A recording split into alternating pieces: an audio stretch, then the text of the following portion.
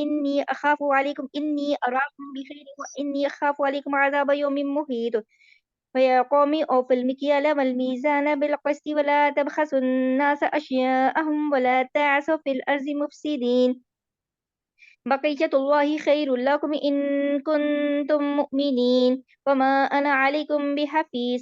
قالوا يا شعيب وصلاتك تأمرك أن نترك ما يعبد آباؤنا أو أن نفعل في أموالنا ما نشاء إنك لأنت الحليم الرشيد. قال يا قوم أرأيتم إن كنت على بينة من ربي ورزقني منه رزقا حسنا وما أريد أن أخالفكم إلى ما أنهاكم عنه إن أريد إلا الإصلاح ما استطعت وما توفيقي إلا بالله عليه توكلت وإليه أنيب. فيا قوم لا يجرمنكم شقاقي أن يصيبكم مثل ما أصاب قوم نوح أو قوم هود أو قوم صالح وما قوم لوط منكم ببعيد. فاستغفروا ربكم ثم توبوا إليه إن ربي رحيم ودود. قالوا يا شعيب ما نفقه كثيرا مما تقول وإنا لنراك فينا ضعيفا ولولا رهتك لرجمناك وما أنت علينا بعزيز.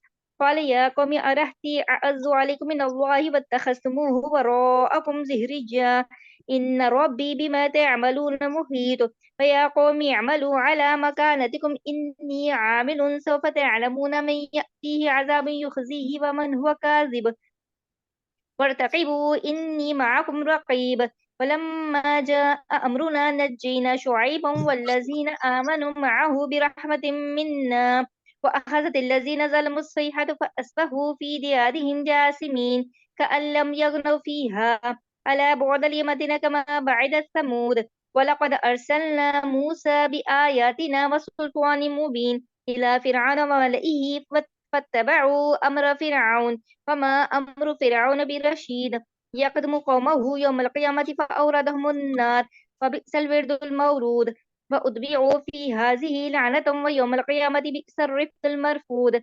ذلك من أنباء القرى نقصه عليك منها قائم وحسيد. وما ظلمناهم ولكن ظلموا أنفسهم فما أغنت عنهم آلهتهم التي يدعون من دون الله من شيء لما جاء أمر ربك فما زادوهم غير تتبيب. وكذلك أخذ ربك إذا أخذ القرى وهي ظالمة إن أخذه أليم شديد. إن في ذلك لآية لمن خاف عذاب الآخرة. ذلك يوم مجموع له الناس وذلك يوم مشهود وما نؤخره إلا لأجل معدود يوم يأتي لا تكلم نفس إلا بإذنه فمنهم شقي وسعيد. فأما الذين شقوا ففي النار لهم فيها زفير وشهيق خالدين فيها ما دامت السماوات والأرض إلا ما شاء ربك إن ربك فعال لما يريد. فأما الذين سعدوا ففي الجنة خالدين فيها ما دامت السماوات والأرض إلا ما شاء ربك عطاء غير مجزوز. فلا تك في مرية مما يعبد هؤلاء ما يعبدون إلا كما يعبد آباؤهم من قبل وإنا لموفوهم نصيبهم غير منقوص. ولقد آتينا موسى الكتاب فاختلف فيه ولولا كلمة سبقت من ربك لقضي بينهم وإنهم لفي شك منه مريب. وإن كلا لما ليوفينهم ربك أعمالهم إنه بما يعملون خبير. فاستقم كما أمرت ومن تاب معك ولا تطغوا إنه بما تعملون بصير. ولا تركنوا إلى الذين ظلموا فتمسكم النار وما لكم من دون الله من أولياء ثم لا تنصرون. وأقم الصلاة طرفي النهار وزلفا من الليل إن الحسنات يذهبن السيئات ذلك ذكرى للذاكرين. واصبر فإن الله لا يضيع أجر المحسنين. ولولا كان من القرون من قبلكم أولو بقية ينهون عن الفساد في الأرض إلا قليلا ممن أنجينا منهم واتبع الذين ظلموا ما أترفوا فيه وكانوا مجرمين. وما كان ربك ليهلك القرى بظلم وأهلها مصلحون ولو شاء ربك لجعل الناس أمة واحدة ولا يزالون مختلفين إلا من رحم ربك ولذلك خلقهم وتمت كلمة ربك لأملأن جهنم من الجنة والناس أجمعين وكلا نقص عليك من أنباء الرسل ما نثبت به فؤادك وجاءك في هذه الحق وموعظة وذكرى للمؤمنين وقل للذين لا يؤمنون اعملوا على مكانتكم إنا عاملون وانتظروا إنا منتظرون ولله غيب السماوات والأرض وإليه يرجع الأمر كله فاعبده وتوكل عليه وما ربك بغافل أما تعملون بسم الله الرحمن الرحيم ألف لام را تلك آيات الكتاب المبين إنا أنزلناه قرآنا عربيا لعلكم تعقلون نحن نقص عليك أحسن القصص بما أوحينا إليك هذا القرآن وإن كنت من قبله لمن الغافلين إذ قال يوسف لأبيه يا أبت إني رأيت أحد عشر كوكبا والشمس والقمر رأيتهم لي ساجدين قال يا بني لا تقصص رؤياك على إخوتك فيكيد لك كيدا إن الشيطان للإنسان عدو مبين وكذلك يجتبيك ربك ويعلمك من تأويل الأحاديث ويتم نعمته عليك وعلى آل يعقوب كما أتمها على أبويك من قبل إبراهيم وإسحاق إن ربك عليم حكيم لقد كان في يوسف وإخوته آيات للسائلين إذ قالوا ليوسف وأخوه أحب إلى أبينا منا ونحن عصبة إن أبانا لفي ضلال مبين يقتلوا يوسف أو اطرحوه أرضا يخل لكم وجه أبيكم وتكونوا من بعده قوما صالحين قال قائل منهم لا تقتلوا يوسف وألقوه في غيابة الجب يلتقطه بأس السيارة إن كنتم فاعلين قالوا يا أبانا ما لك لا تأمنا على يوسف وإنا له لناصحون أرسله معنا غدا يرتع ويلعب وإنا له لحافظون قال إني ليحزنني أن تذهبوا به وأخاف أن يأكله الذئب وأنتم عنه غافلون قالوا لئن أكله الذئب ونحن عصبة إنا إذا لخاسرون فلما ذهبوا به وأجمعوا أن يجعلوه في غيابة الجب فأوحينا إليه لتنبئنهم بأمرهم هذا وهم لا يشعرون وجاءوا أباهم عشاء يبكون قالوا يا أبانا إنا ذهبنا نستبق وتركنا يوسف عند متاعنا فأكله الذئب فما أنت بمؤمن لنا ولو كنا صادقين فجاءوا على قميصه بدم كذب قال بل سولت لكم أنفسكم أمرا فصبر جميل والله المستعان على ما تصفون فجاءت سيارة فأرسلوا والدهم فأدلى دلوه قال يا بشرى هذا غلام وسروه بزاعة والله عليم بما يعملون بشروه بثمن بخس دراهم معدودة فكانوا فيه من الزاهدين وقال الذي اشتراه من مصر لامرأته أكرمي مثواه عسى أن ينفعنا أو نتخذه ولدا وكذلك مكنا ليوسف في الأرض ولنعلمه من تأويل الأحاديث والله غالب على أمره ولكن أكثر الناس لا يعلمون ولما بلغ شده آتيناه حكما وعلما وكذلك نجزي المحسنين وراودته التي هو في بيتها عن نفسه وغلقت الأبواب وقالت هيت لك قال معاذ الله إنه ربي أحسن مثواي إنه لا يفلح الظالمون ولقد همت به وهم بها لولا أن رأى برهان ربه كذلك لنصرف عنه السوء والفحشاء إنه من عبادنا المخلصين واستبق الباب وقدت قميصه من دبر وألف يا سيدها لدى الباب قالت ما جزاء من أراد بأهلك سوءا إلا أن يسجن أو عذاب أليم قال هي راودتني عن نفسي وشهد شاهد من أهلها إن كان قميصه قد من قبل فصدقت فهو من الكاذبين وإن كان قميصه قد من دبر فكذبت وهو من الصادقين فلما رأى قميصه قد من دبر قال إنه من كيدكن إن كيدكن عظيم يوسف أعرض عن هذا واستغفري لذنبك إنك كنت من الخاطئين وقال نسوة في المدينة امرأة العزيز تراود فتاها عن نفسه قد شغفها حبا إنا لنراها في ضلال مبين فلما سمعت بمكرهن أرسلت إليهن وأعتدت لهن متكئا وآتت كل واحدة منهن سكينا وقالت اخرج عليهن فلما رأينه أكبرنه وقطعن أيديهن وقلن حاش لله ما هذا بشرا إن هذا إلا ملك كريم قالت فذلكن الذي لمتنني فيه ولقد راودته عن نفسه فاستعصم ولئن لم يفعل ما آمره ليسجنن ولا يكون من الساغرين قال رب السجن أحب إلي مما يدعونني إليه وإلا تصرف عني كيدهن أصب إليهن وأكن من الجاهلين فاستجاب له ربه فصرف عنه كيدهن إنه هو السميع العليم ثم بدا لهم من بعد ما رأوا الآيات ليسجننه حتى حين ودخل معه السجن فتيان قال أحدهما إني أراني أعصر خمرا وقال الآخر إني أراني أحمل فوق رأسي خبزا تأكل الطير منه نبئنا بتأويله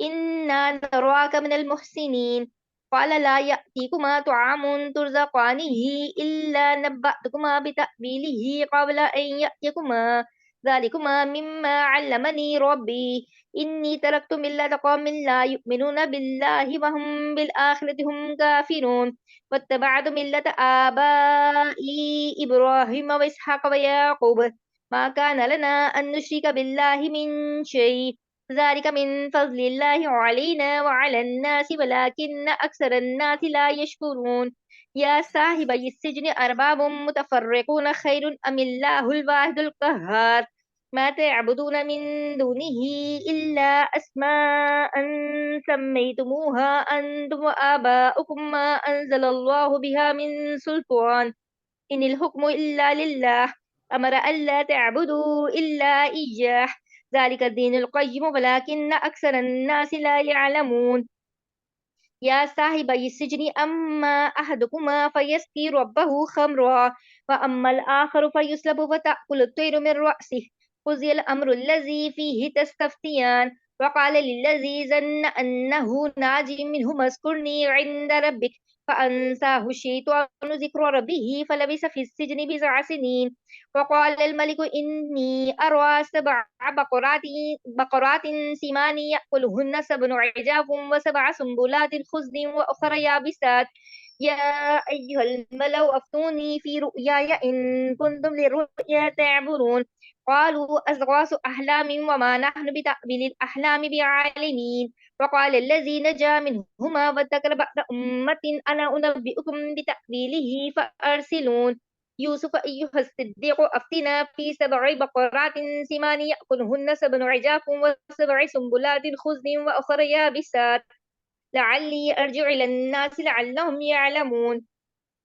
قال تزرعون سبع سنين دأبا فما حسدتم فذروه في سنبله إلا قليلا مما تأكلون ثم يأتي من بعد ذلك سبع شداد يأكلن ما قدمتم لهن إلا قليلا مما تحسنون ثم يأتي من بعد ذلك عام فيه يغاث الناس وفيه يعصرون وقال الملك ائتوني به فلما جاءه الرسول قال ارجع إلى ربك فاسأله ما بال النسوة اللاتي قطعن أيديهن إن ربي بكيدهن عليم قال ما خطبكن إذ راوتن يوسف عن نفسه قلنا حاشا لله ما علمنا عليه من سوء قالت امرأة العزيز الآن حسس الحق أنا راودته عن نفسه وإنه لمن الصادقين ذلك ليعلم أني لم أخنه بالغيب وأن الله لا يهدي كيد الخائنين صدق الله العظيم جزاک اللہ خیرن و حسن الجزائے فی الدارین. اللہ تعالیٰ جان میں، مال میں، عزت میں، آبرو، طاقت میں برکت عطا فرمائے، حافظے میں برکت عطا فرمائے. بسم اللہ الرحمن الرحیم. امید ہے کہ آپ سب خیریت سے ہوں گی اور انتہائی ایمان کے ساتھ ہوں گی انشاءاللہ، اور ایمان کے بہترین درجے میں ہوں گی. سورہ یوسف جس کو اللہ رب العزت نے احسن القصص کہا ہے کہ سب سے بہتر احسن عمل کہتے ہیں نا، سب سے بہترین عمل، سب سے بہترین قصہ یوسف علیہ السلام کا۔ یہاں پر ایک اور بات مد نظر رکھنی چاہیے کہ جب ان سے کہا جاتا تھا کافروں سے کہ اے کافروں، تم اللہ کی عبادت کرو اور ایک اللہ کی عبادت کرو، تو وہ کہتے تھے کہ ہم اپنے آباء و اجداد کی راہ کو چھوڑ دیں، ان کے قدم با قدم چلتے ہیں وہ چھوڑ دیں جو ہمارے آباء و اجداد کرتے رہے، کیا ہمارے آباء و اجداد بے وقوف تھے؟ اور اس کے بعد ایک بات کہتے تھے کہ قرآن تو قصے کہانیوں کی کتاب ہے، صرف واقعات ہیں، قصے ہیں، کہانیاں، اسٹوری بک ہے۔ تو اگر وہی والی بات ہے نا کہ اگر بنظر غیر دیکھا جائے نا تو قرآن جو ہے ان یہودیوں کی، ان کافروں کی جو ہے، زیادہ تر جو ہے کافروں کی اور یہودیوں کی اور ان مشرکین اور منافقین کی باتوں کا جواب ہے۔ صحیح بات ہے، جو یہ مطالبات کرتے تھے، جیسے نبی پاک صلی اللہ علیہ وسلم سے آ کر یہ کہنے لگے اگر اتنا علم والے ہیں آپ، عمل والے ہیں، تو بتائیں تو صحیح، مصر سے یعنی کنعان میں، فلسطین میں رہتے تھے یوسف علیہ السلام کے باپ مبارک یعقوب علیہ السلام، اور وہ سارے بچے، یوسف خود بھی مصر میں رہتے تھے، پلے بڑے مصری ہیں، تو یہ وہ نہیں کنعان میں رہتے تھے، فلسطین میں رہتے تھے، تو مصر میں کیوں آ گئے؟ اب یہ پوچھ رہے ہیں۔ اب نبی اکرم صلی اللہ علیہ وسلم کو اللہ تعالیٰ فرماتے ہیں میں تمہیں ایک ایک ڈیٹیل بتاؤں گا، جبکہ آپ کے نبی اکرم صلی اللہ علیہ وآلہ وسلم کی اس وقت دنیا میں وجود بھی نہیں تھا، اور ایسی ڈیٹیل دی ہے اللہ پاک نے کہ کسی اور بک میں، کسی اور کتاب میں یہ ڈیٹیل نہیں مل سکتی۔ یعنی کہنے کا مطلب یہ ہے کسی بھی مذہب کی کتاب میں یہ والی ڈیٹیل نہیں مل سکتی، یہ والا مفصل حالات نہیں مل سکتے۔ اب یہاں سے شروع کرتے ہیں ہم آیت نمبر 21 سے۔ بسم اللہ الرحمن الرحیم، سورہ یوسف، پارہ نمبر 12۔ وقال الذی اشتراہ من مصر لامرأته اکرمی مثواہ عسى ان ينفعنا او نتخذہ ولدا وکذلک مکننا لیوسف فی الارض۔ یہاں پہ اللہ تعالیٰ نے اتنی حسین حقیقت بتائی ہے اور فرمایا، اور مصر کے جس آدمی نے انہیں خریدا اس نے اپنی بیوی سے کہا، کس نے خریدا تھا؟ کیونکہ یہ پہلے کوڑیوں کے مول بکے تھے، یعنی قافلے والوں نے ان کو کوڑیوں کے مول بیچا تھا، اور لیکن ان کو جس نے خریدا تھا اس نے ان کو دیکھ لیا تھا کہ یہ بڑے خوبصورت روشن پیشانی والے ہیں، اس نے جا کر اس کو پتا تھا صحیح قیمت جو ہے نا مجھے عزیز مصر دیں گے، مصر کے جو ہیڈ آف دا ڈپارٹمنٹ ہے، یعنی مصر کے بادشاہ دیں گے۔ تو کیونکہ کہتے ہیں نا جوہری کی ہیرے کی قدر جوہری ہی جانتا ہے نا، تو اور مصر کے جس آدمی نے انہیں خریدا اس نے اپنی بیوی سے کہا، یعنی عزیز مصر نے فرمایا اس کو عزت سے رکھنا، مجھے ایسا لگتا ہے یہ ہمیں فائدہ پہنچائے گا، یا پھر ہم اس کو بیٹا بنا لیں گے۔ کیا کہا انہوں نے کہ یا تو پھر ہم اس کو بیٹا بنا لیں گے۔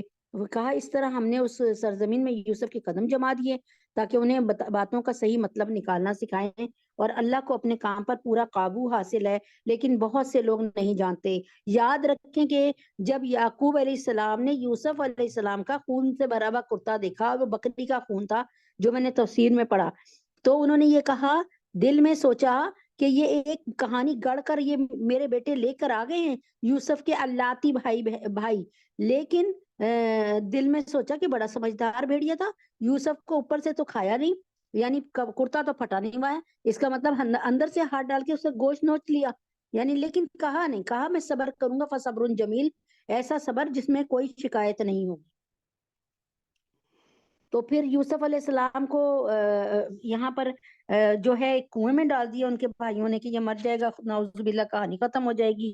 لیکن یہ ہے کہ قرآن کریم کے الفاظ سے تو بظاہر یہی معلوم ہوتا ہے کہ بیچنے والے قافلے ہی کے لوگ تھے، اور حضرت یوسف علیہ السلام کو اپنے پاس رکھنے سے ان کو دلچسپی نہیں تھی، بلکہ ان کو بیچ کر جو بھی قیمت ہاتھ آ جائے وہ اسے غنیمت سمجھتے تھے۔ ایک دفعہ نبی اکرم صلی اللہ علیہ وسلم نے جبریل امی سے پوچھا، کبھی ایسا ہوا کہ اللہ نے تمہیں کوئی حکم دیا اور تم پریشان ہو گئے ہو، یعنی اتنی جلدی کا حکم کہ جلدی جیسے کہتے ہیں نا افراتفری والا حکم، فرمایا 4 موقع ایسے آئے جب اللہ نے مجھے حکم دیا تو میں 7ویں آسمان پہ تھا، لیکن وہاں سے میں دوڑ لگائی. یعنی آپ کو سمجھانے کو کہہ رہی ہوں، حدیث پاک کے الفاظ نہیں بتا رہی آپ کو. تو پہلا موقع ان میں یہی تھا کہ جب احد کے میدان میں آپ کا خون گر رہا تھا جسم سے، تو آپ زخمی تھے. آپ جناب صلی اللہ علیہ وسلم تو کہا کہ یہ خون نیچے نہ زمین پہ گرنے دینا، یعنی اگر یہ زمین پہ خون گر جاتا تو اللہ تعالیٰ کا عذاب آ جاتا ان کافروں پہ.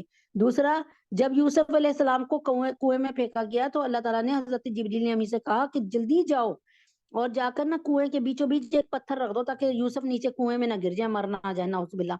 اور تیسری بات، جب حضرت ابراہیم علیہ السلام کو آگ میں پھینکا گیا تو اللہ تعالیٰ نے کہا جاؤ میرا ابراہیم، چوٹ نہ لگے، ابراہیم کو سنبھال لو.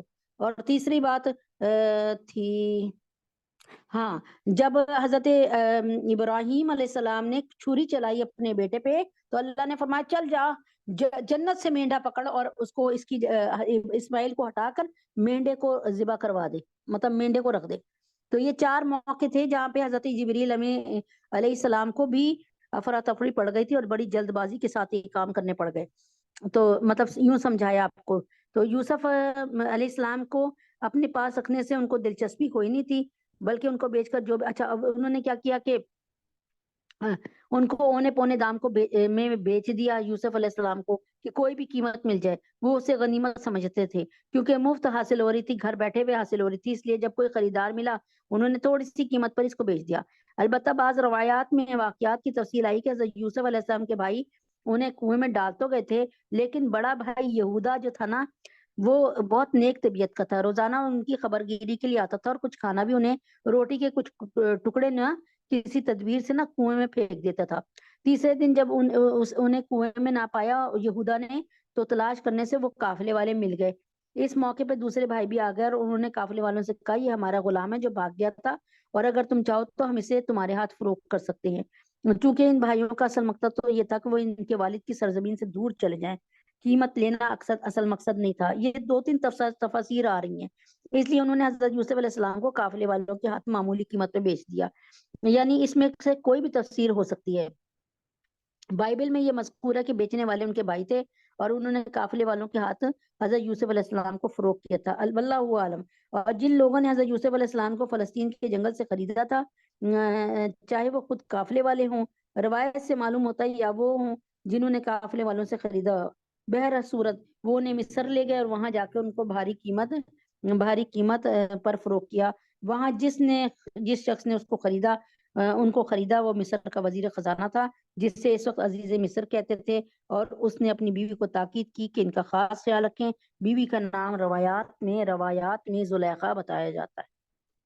اس طرح ہم نے اس کو سرزمین میں یوسف علیہ السلام کے قدم جماعت کیے تاکہ انہیں باتوں کا صحیح مطلب نکالنا سکھائیں اور اللہ کو. اچھا، جب حضرت یعقوب علیہ السلام نے کو صبر ہی نہیں آ رہا تھا نا، مطلب صبر تو آگے تھا لیکن وہ روتے تھے غم میں، آنکھیں ختم ہو گئی نا، ان کی بینائی جاتی رہی، لیکن انہوں نے کتنی خوبصورت دعا کی. اس دعا کو آپ لوگ بھی اپنے پلے باندھ لیں.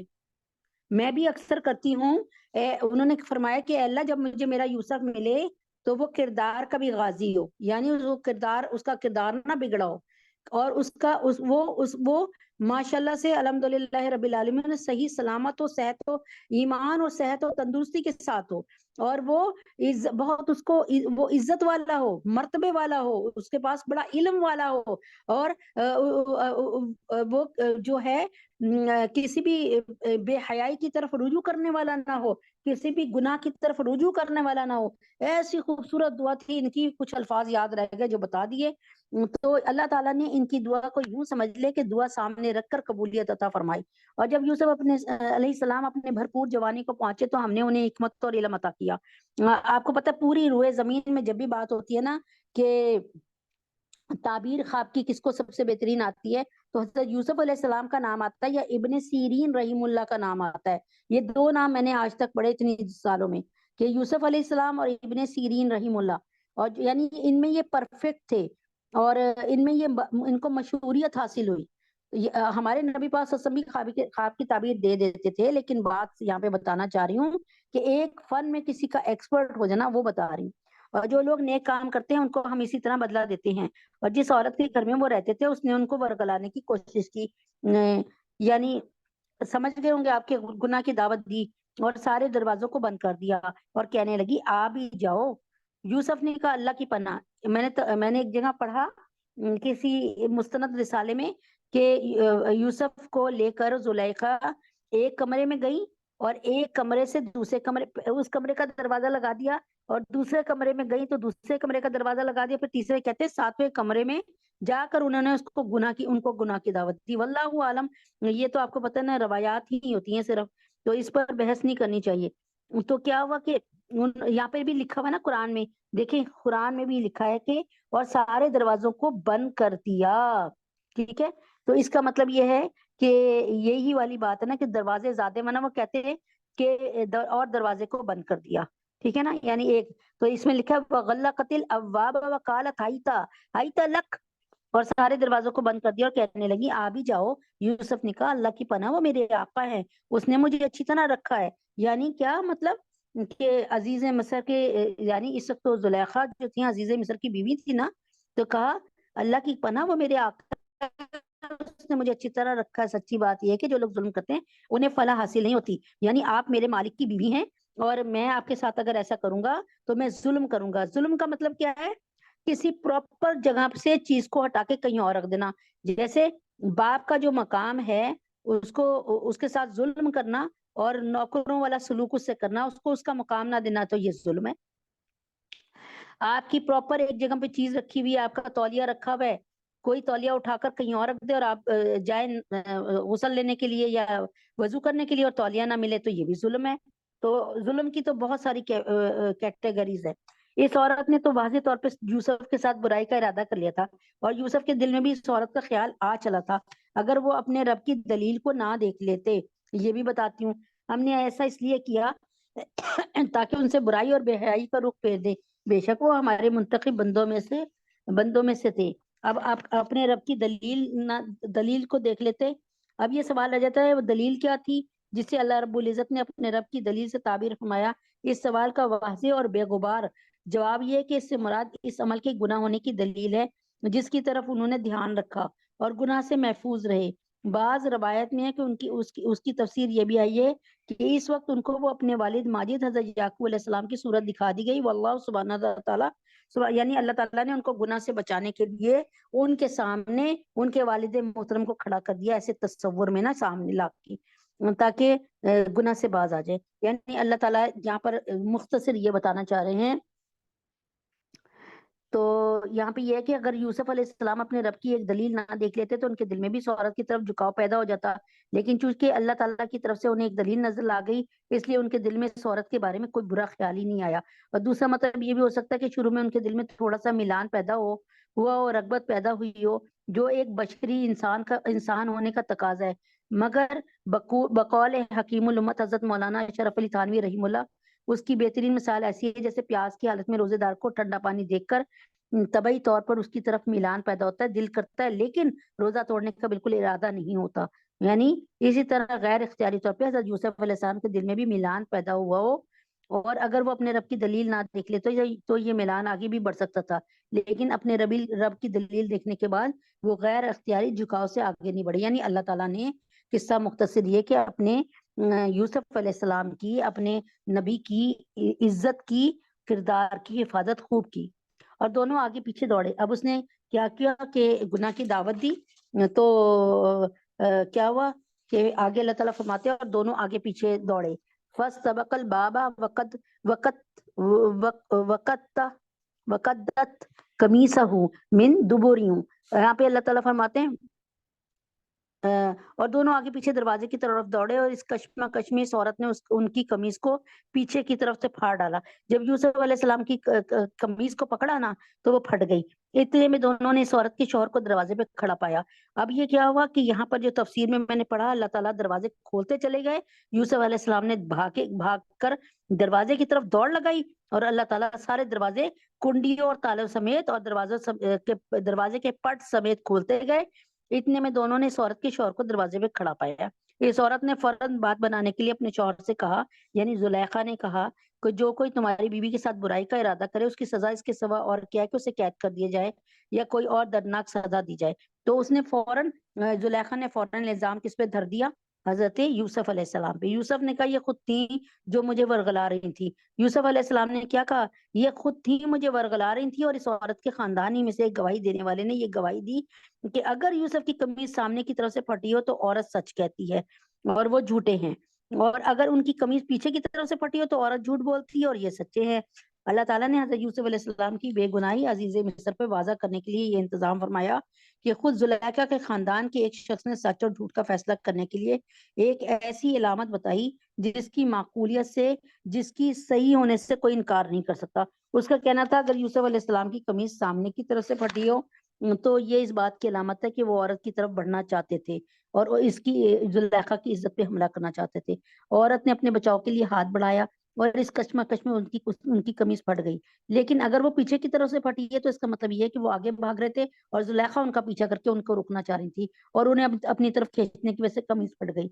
تو دونوں باتیں جو ہیں مستند احادیث سے معلوم ہوتا ہے کہ یہ گواہی زلیخا کے خاندان کے ایک چھوٹے سے بچے نے دی تھی جو ابھی بولنے کے قابل نہیں تھا. لیکن اللہ تعالیٰ نے حضرت یوسف علیہ السلام کی بے گناہی ثابت کرنے کے لیے اسے بولنے کی طاقت اس طرح عطا فرمائی جیسے حضرت عیسیٰ علیہ السلام کو عطا فرمائی. غرض اس ناقابل انکار ثبوت کے بعد عزیز مصر کو یقین ہو گیا کہ سارا قصور ان کی بیوی کا ہے اور حضرت یوسف علیہ السلام بالکل بے گناہ ہیں. لیکن اس واقعے کو یاد رکھیے گا, میں آگے جا کر اس واقعے کو آپ کو بتاؤں گی انشاءاللہ. جب یوسف علیہ السلام ایک بہت بڑی پوسٹ پہ آ جائیں گے تو اس واقعے کو کہ ایک چھوٹے سے بچے نے جو کہ ماں کا دودھ پی رہا تھا, اس نے دودھ پینا چھوڑ کر یہ بتایا تھا خرق عادت, بالکل خرق عادت بات ہے, یعنی عادت کے خلاف. بچے کب بولتے ہیں؟ بچے تو روتے ہیں کرتے ہیں بس. لیکن وہ بچہ بالکل فصیح اور بلیغ زبان میں بولا کہ زلیخا غلط ہے اور یہ صحیح ہیں اور یہ بڑے پاک باز ہیں, اور ان کی پاکی کو بیان کیا تھا حضرت یوسف علیہ السلام کی اس بچے نے. پھر جب شوہر نے دیکھا کہ ان کی قمیض پیچھے سے پھٹی ہے تو اس نے کہا یہ تم عورتوں کی مکاری ہے. واقعی تم عورتوں کی مکاری بڑی سخت ہے. یعنی جان گئے عزیز مصر کہ یہ یوسف بالکل بے گناہ ہے. یوسف تم اس بات کا کچھ خیال نہ کرو, اور اے عورت تو اپنے گناہ کی معافی مانگ, یقینی طور پہ تو ہی خطا کار تھی.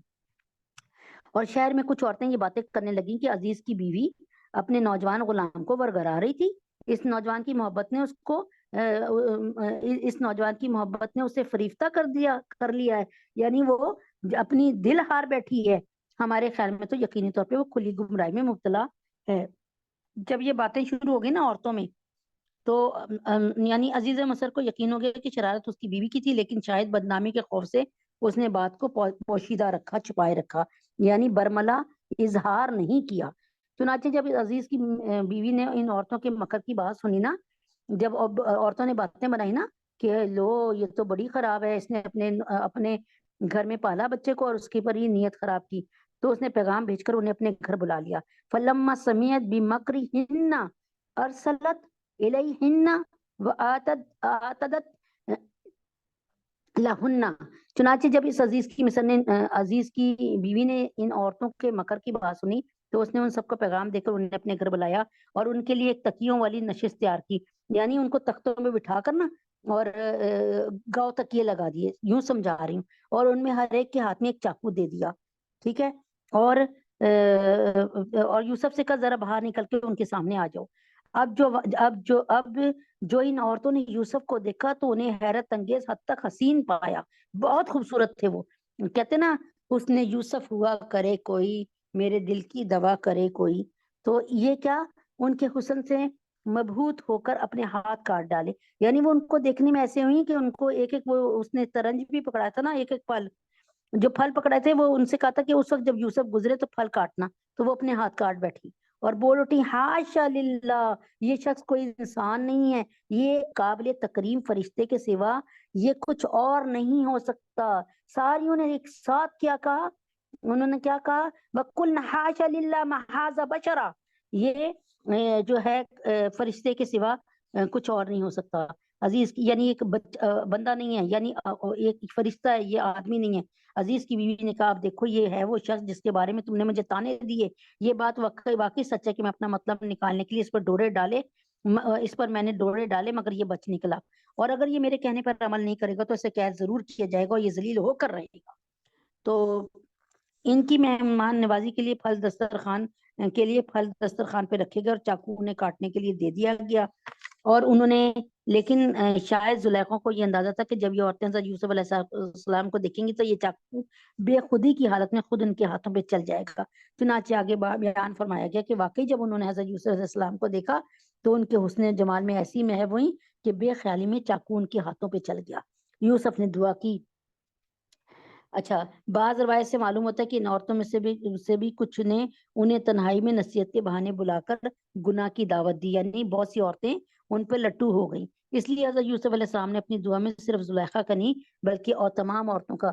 اب یہ یوسف کی دعا، یوسف علیہ السلام کی دعا، قال رب السجن احب الی مما یدعوننی الیہ۔ یوسف علیہ السلام نے کہا، دعا فرمائی، یا رب یہ عورتیں مجھے جس کام کی دعوت دے رہی ہیں اس کے مقابلے میں قید خانہ مجھے زیادہ پسند ہے۔ آپ سجدے میں چلے گئے، آپ نے کہا یا اللہ مجھے قید ہی کر دے بس، اور اگر تو نے مجھے ان کی چالوں سے محفوظ نہ کیا تو میرا دل بھی ان کی طرف کھنچنے لگے گا، کہیں میں خدا نہ خواستہ کوئی غلط اس میں نہ آ جاؤں، اور جو لوگ جہالت کے کام کرتے ہیں ان میں بھی شامل ہو جاؤں گا۔ چنانچہ یوسف کے رب نے ان کی دعا قبول کی اور ان عورتوں کی چالوں سے ان کو محفوظ رکھا۔ بے شک وہی ہے جو ہر بات سننے والا، ہر چیز جاننے والا ہے۔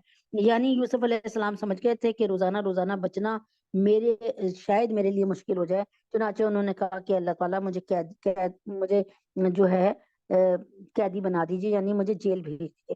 پھر ان لوگوں نے یوسف کی پاک دامنی کی بہت سی نشانیاں دیکھ لینے کے بعد بھی مناسب یہی سمجھا کہ انہیں ایک مدت تک قید خانے بھیج دیا جائے۔ تو روایت میں ہے یعنی اگرچہ حضرت یوسف علیہ السلام کی بے گناہی اور پارسائی کے بہت سی دلیلیں اور بہت سے ثبوت ان لوگوں کے سامنے آ چکے تھے، لیکن عزیز مصر نے اپنی بیوی کو بدنامی سے بچانے اور اس واقعے کا چرچا ختم کرنے کے لیے مناسب یہ سمجھا کہ کچھ عرصے تک انہیں قید خانے میں ہی بند رکھا جائے، اور یوسف کے ساتھ 2 اور نوجوان قید خانے میں داخل ہوئے۔ ان میں سے ایک نے ایک دن یوسف سے کہا، میں نے خواب میں اپنے آپ کو دیکھا کہ میں شراب نچوڑ رہا ہوں۔ یعنی 2 اور بھی قیدی یوسف علیہ السلام کے ساتھ تھے نا جیل میں، اور دوسرے نے کہا میں خواب میں یوں دیکھتا ہوں کہ میں اپنے سر پر روٹی اٹھائی ہوئی ہے اور پرندے اس میں سے کھا رہے ہیں، ذرا ہمیں اس کی تعبیر تو بتلاؤ یوسف، ہمیں تم نیک آدمی نظر آتے ہو۔ یوسف نے کہا جو کھانا تمہیں قید خانے میں دیا جاتا ہے ابھی وہ آنے نہیں پائے گا، میں تمہیں اس کی حقیقت بتا دوں گا، یعنی میں اتنی جلدی تمہیں اس کی حقیقت بتا دوں گا کہ ابھی جو کھانا آ رہا ہے نا، ابھی وہ ہمیں کھانا جو صبح شام ملتا ہے نا، ابھی آنے نہ پائے گا، تو میں تمہیں اس کی حقیقت بتا دوں گا، تمہارے ان خوابوں کی تعبیر ابھی تھوڑی دیر میں بتا دوں گا، اور جو کھانا تمہیں جیل سے ملنے والا ہے اس کے تمہارے پاس پہنچنے سے پہلے ہی بتا دوں گا۔ اور بعض مفسرین نے اس کا مطلب یہ بھی بیان فرمایا کہ اللہ تعالیٰ نے مجھے ایسا علم عطا فرمایا، یوسف علیہ السلام نے کہا کہ اللہ نے مجھے ایسا علم عطا فرمایا کہ جو کھانا تمہیں جیل سے ملنے والا ہو میں اس کے آنے سے پہلے ہی تمہیں بتا سکتا ہوں کہ اس مرتبہ کون سا کھانا دیا جائے گا، یعنی تمہیں سبزی ملے گی، گوشت ملے گا، دالیں ملیں گی، یہ بھی بتا دوں گا۔ یعنی اللہ تعالیٰ مجھے بہت سی باتیں وحی کے ذریعے بتا دیتے ہیں۔ یہ بات آپ نے اس لیے ارشاد فرمائی تھی کہ آپ ان دونوں کو توحید کی دعوت دینا چاہتے تھے، اللہ کی پہچان کرانا چاہتے تھے، اور ان کو آپ کے اس علم کا پتہ چلنے سے اس بات کی امید تھی کہ وہ آپ کی بات کو غور سے سنیں گے اور وہ یہ سمجھیں کہ یہ ایسی خالی خلی باتیں نہیں کر رہا، بلکہ یہ اللہ، یعنی اس کو واقعی کوئی جو ہے بہت جو ہے اس کے پاس علم ہے۔ اس سے معلوم ہوا کسی کو دین کی کوئی بات بتانی ہو تو اس کے دل میں اپنا اعتماد پیدا کرنے کے لیے اگر کوئی شخص اپنے علم کا اظہار بھی کر دے اور محض بڑائی جتلانا مقصود نہ ہو تو ایسا ظاہر کرنا جو ہے، ایسا اظہار کرنا یہ گناہ نہیں ہے، جائز ہے۔ یہ اس علم کا ایک حصہ جو میرے پروردگار نے مجھے عطا فرمایا، مگر اس سے پہلے میری ایک بات سنو۔ بات یہ ہے کہ میں نے ان لوگوں کا دین چھوڑ دیا جو اللہ پر ایمان نہیں رکھتے، یعنی خواب کی تعبیر ابھی نہیں بتا رہے، پہلے اللہ کی طرف اللہ کی وحدانیت بتا رہے ہیں اور اللہ کی انٹروڈکشن، پہچان بتا رہے ہیں۔ وہ فرمایا میں نے ان لوگوں کا دین چھوڑ دیا جو اللہ پہ ایمان نہیں رکھتے اور جو آخرت کے منکر ہیں، اور میں نے اپنے باپ دادا ابراہیم، اسحاق اور یعقوب کے دین کی پیروی کی ہے۔ ہمیں یہ حق نہیں ہے کہ اللہ، یعنی یہاں پر اللہ تبارک تعالیٰ کے حکم سے یوسف علیہ السلام نے اپنے باپ دادوں کا ذکر کر لیا، ان کے باپ ان کی نسل کہاں سے شروع ہوئی تھی؟ ابراہیم علیہ السلام سے. ابراہیم علیہ السلام کے بیٹے اسحاق علیہ السلام جس کا ذکر میں نے کل بتایا تھا یا پرسوں, اور اسحاق علیہ السلام سے یعقوب علیہ السلام پیدا ہوتے ہیں. اور یعقوب علیہ السلام کو اللہ نے کیا فرمایا تھا کہ یہ میرا بندہ ہے. اور اسرائیل کہا تھا, اسرائیل کا مطلب ہے اللہ کا بندہ, اور بنی اسرائیل اللہ کے بندے کے بیٹے. تو ہمیں یہ حق نہیں ہے کہ اللہ کے ساتھ کسی کو بھی چیز کو شریک ٹھہرائے.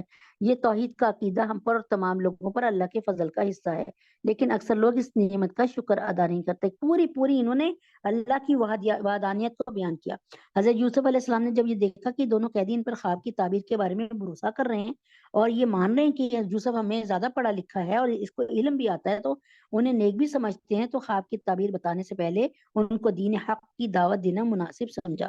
بالخصوص اس وجہ سے بھی کہ ان میں سے ایک کے خواب کی تعبیر یہ تھی کہ اسے سولی دے دی جائے گی, اس کو پھانسی چڑھا دی جائے گی, اور اس طرح اس کی زندگی کی مہلت ختم ہونے والی ہے. اس لیے آپ نے چاہا کہ مرنے سے پہلے وہ اللہ پر ایمان لے آئے اور تاکہ اس کی آخرت سنور جائے. دیکھیں نا, ایک مسلمان دوسرے کے لیے یہ بات جائز نہیں ہے کہ وہ کسی دوسرے, اپنے لیے تو بڑا اچھا سمجھے اور اپنے لیے جنت کا سودا خریدے, اور دوسرا جہنم کی طرف جا رہا ہے تو اس کو روکے نہیں. اس کو یہ ہر مسلمان کے لیے اللہ تعالیٰ نے فرض قرار دیا ہے کہ امر بالمعروف و نہی عن المنکر, نیکی کی حکم دو اور برائی سے بدی سے منع کرو. یہی پیغمبرانہ اسلوب ہے کہ جب کوئی مناسب موقع دیکھتے تھے اپنی دعوت پیش کرنے سے نہیں چوکتے. یعنی ایک پیغمبر کا حال ہی یہی ہے کہ جب کبھی ان کو موقع ملتا ہے تو وہ اللہ تعالیٰ کی توحید ضرور بیان کرتے ہیں.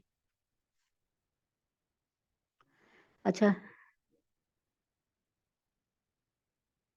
یہ توحید کا عقیدہ ہم پر تمام لوگوں پر اللہ کے فضل کا حصہ ہے, لیکن اکثر لوگ اس نعمت کا شکر ادا نہیں کرتے. اے میرے قید خانے کے ساتھیوں, کیا بہت سے متفرق رب بہتر ہیں یا وہ ایک اللہ جس کا اقتدار سب پر چھایا ہوا ہے؟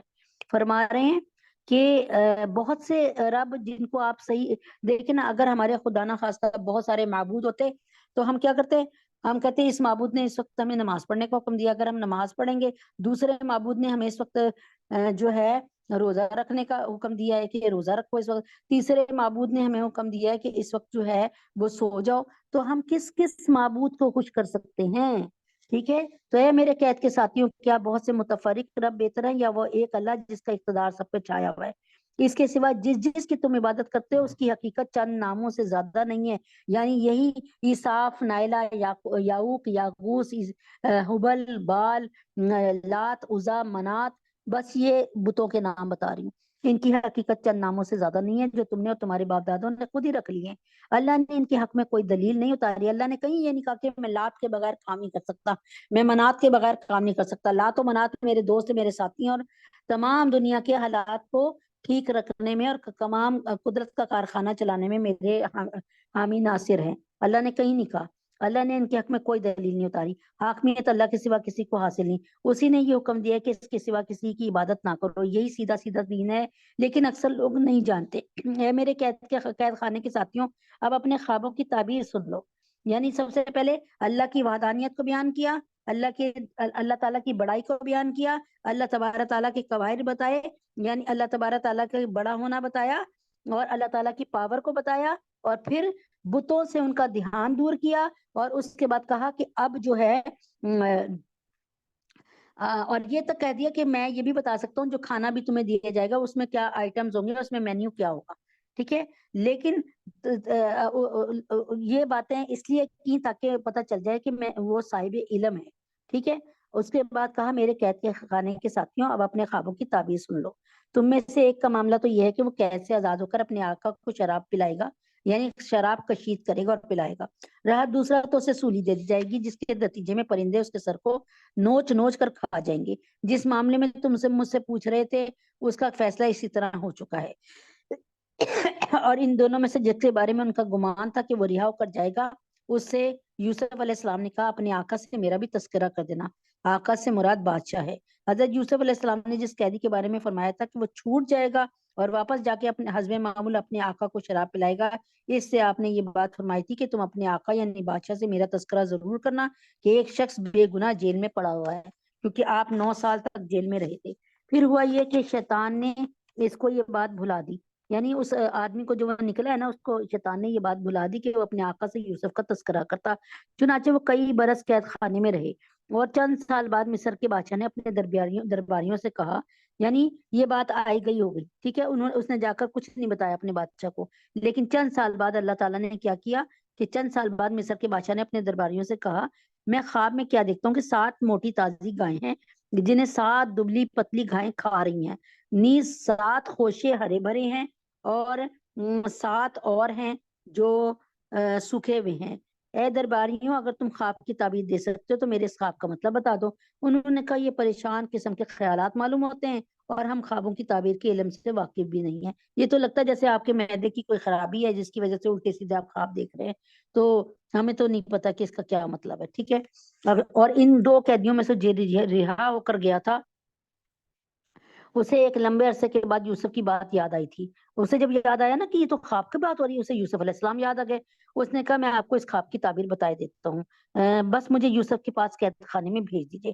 چنانچہ اس نے قید خانے میں پہنچ کر یوسف سے کہا، یوسف، اے وہ شخص جس کی ہر بات سچی معلوم ہوتی ہے، جس کی ہر بات سچی ہوتی ہے، تم ہمیں اس خواب کا مطلب بتاؤ کہ 7 موٹی تازی گائیں ہیں جنہیں 7 دبلی پتلی گائیں کھا رہی ہیں، اور 7 خوشے ہرے بھرے ہیں، اور دوسرے 7 اور ہیں جو سوکھے ہوئے ہیں. شاید میں لوگوں کے پاس واپس جاؤں اور انہیں خواب کی تعبیر بتاؤں تاکہ وہ بھی حقیقت جان لیں. یہ وہی قیدی تھا جس کو حضرت یوسف علیہ السلام نے اس کے خواب کی یہ تعبیر بتائی تھی کہ اسے جیل سے رہائی مل جائے گی، اور جب وہ رہا ہوا تھا تو اس سے کہا تھا کہ اپنے آقا سے میرا ضرور تذکرہ کرنا، مگر وہ ان کا ذکر کرنا بھول گیا. اب جو بادشاہ نے اپنے خواب کی تعبیر پوچھی تو اسے یاد آ گیا کہ حضرت یوسف علیہ السلام کو اللہ رب العزت نے خوابوں کی تعبیر کا خاص علم عطا فرمایا، اور وہ اس خواب کی صحیح تعبیر بتا سکتے ہیں. اس لیے اس نے بادشاہ کو بتایا، قید خانے میں ایک شخص ہے جو خواب کی بہترین تعبیر بتاتا ہے، آپ مجھے اس کے پاس بھیج دیجئے. قرآن کریم چونکہ قصہ گوئی کی کتاب نہیں ہے، قرآن کریم واقعات کی کتاب نہیں ہے، قصہ کہانیوں کی کتاب نہیں ہے، بلکہ ہر قصے سے اس کا مقصد وابستہ ہوتا ہے، اس لیے اس کا یہ خاص اسلوب ہے، اس کا طریقہ ہے. سمجھ آئی نا؟ ساتھ ہی اللہ فرما رہے کہ یہ کوئی قصہ کہانی کی کتاب نہیں ہے. اچھا، اس کے بعد بادشاہ نے اس کو قید خانے میں بھیجا اور وہاں حضرت یوسف علیہ السلام سے اس کی ملاقات ہوئی. اس نے کہا، بلکہ براہ راست بات یہاں سے شروع فرمائی، یوسف، اے وہ شخص جس کی ہر بات سچی ہوتی ہے. جاتے ساتھ کہا کہ اے یوسف، تیری ہر بات سچی ہوتی ہے. یوسف نے کہا، تم 7 سال تک مسلسل غلہ زمین میں اگاؤ گے، اور اس دوران جو فصل کاٹو اس کو اس کی بالیوں میں رہنے دو. کیا مطلب؟ توڑو نہیں، توڑو گے تو خراب ہو جائیں گے، کیڑے کوڑے کھا لیں گے، اس کو وہیں دھوپ میں کھڑا رہنے دو. تو یوسف نے کہا، تم 7 سال تک مسلسل غلہ زمین میں اگاؤ گے، اس دوران جو فصل کاٹو اس کو اس کی بالیوں میں رہنے دو. یعنی تھوڑی بہت لے لو اپنے لیے جتنی ضرورت ہے، باقی بالوں میں پڑا رہنے دو، یعنی لگا رہنے دو درخت کے ساتھ. البتہ تھوڑا سا غلہ جو تمہارے کھانے کے کام آئے وہ نکال لیا کرو. پھر اس کے بعد تم پر 7 سال ایسے آئیں گے جو بڑے سخت ہوں گے، اور جو کچھ ذخیرہ تم نے ان سالوں کے واسطے جمع کر رکھا ہوگا اس کو کھا جائیں گے. یعنی یہ بہت سخت سال ہوں گے، اور جو تمہارا رکھا جو اسٹور کیا ہوا اناج ہوگا وہ ختم ہو جائے گا. ہاں، البتہ تھوڑا سا حصہ جو تم محفوظ کر سکو گے صرف وہ بچ جائے گا. پھر اس کے بعد 1 سال ایسا آئے گا جس میں لوگوں پر خوب بارش ہوگی، اور اس میں وہ انگور کا شیرہ نچوڑیں گے، یعنی حالات صحیح ہو جائیں گے. حضرت یوسف علیہ السلام نے خواب کی جو تعبیر دی اس کا خلاصہ یہ تھا کہ آئندہ 7 سال تک تو موسم ٹھیک رہے گا، جس کے نتیجے میں لوگ خوب غلہ اگائیں گے. غلہ کہتے ہیں کھیتی باڑی کو. لیکن اس کے بعد 7 سال تک زبردست قحط پڑے گا. 7 موٹی تازی گائیں جو خواب میں نظر آئیں، اس سے مراد 7 خوشحالی کے سال ہیں، اور جو 7 دبلی پتلی گائیں دیکھی گئی ان سے قحط کے 7 سالوں کی طرف اشارہ ہے. اب ان 7 قحط کے سالوں کا پہلے سے انتظام کرنے کے لیے حضرت یوسف علیہ السلام نے یہ تدبیر بتائی کہ خوشحالی کے 7 سالوں میں جتنا غلہ اگے اس میں سے تھوڑا تھوڑا اپنے روزمرہ کے کھانے کے لیے نکال لیا جائے، اور باقی غلے کو اس کی بالیوں میں پڑا رہنے دیا جائے تاکہ وہ سڑ کر خراب نہ ہو. جب قحط کے 7 سال آئیں گے تو یہ ذخیرہ اس وقت کام آئے گا، اور قحط کے یہ 7 سال اس سارے ذخیرے کو کھا جائیں گے.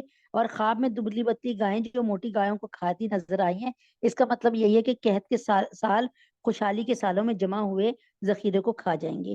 البتہ تھوڑا سا غلہ آئندہ بیج ڈالنے کے لیے بچا رہے گا جو آئندہ سال کی کاشت کے کام آئے گا، یعنی بیج کے لیے ریزرو جو ہوتا ہے نا وہ رہ جائے گا. چنانچہ اگلے سال خوب بارشیں ہوں گی اور لوگ انگور کا خوب رس نکالیں گے. اور بادشاہ نے کہا اس کو یعنی یوسف کو میرے پاس لے آؤ۔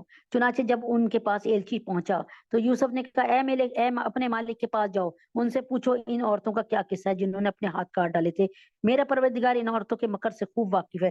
اب یوسف علیہ السلام کو پتا تھا کہ اگر میں نے ابھی اپنا فیصلہ نہ کروایا تو پھر تو میں پوسٹ پر آ جاؤں گا، میں تو بادشاہ بن جاؤں گا، عزیز مصر بن جاؤں گا، تو لوگ سمجھیں گے کہ میں نے اپنی گواہی خود دے دی ہے، ٹھیک ہے۔ تو وہ چاہ رہے تھے کہ پہلے فیصلہ ہو۔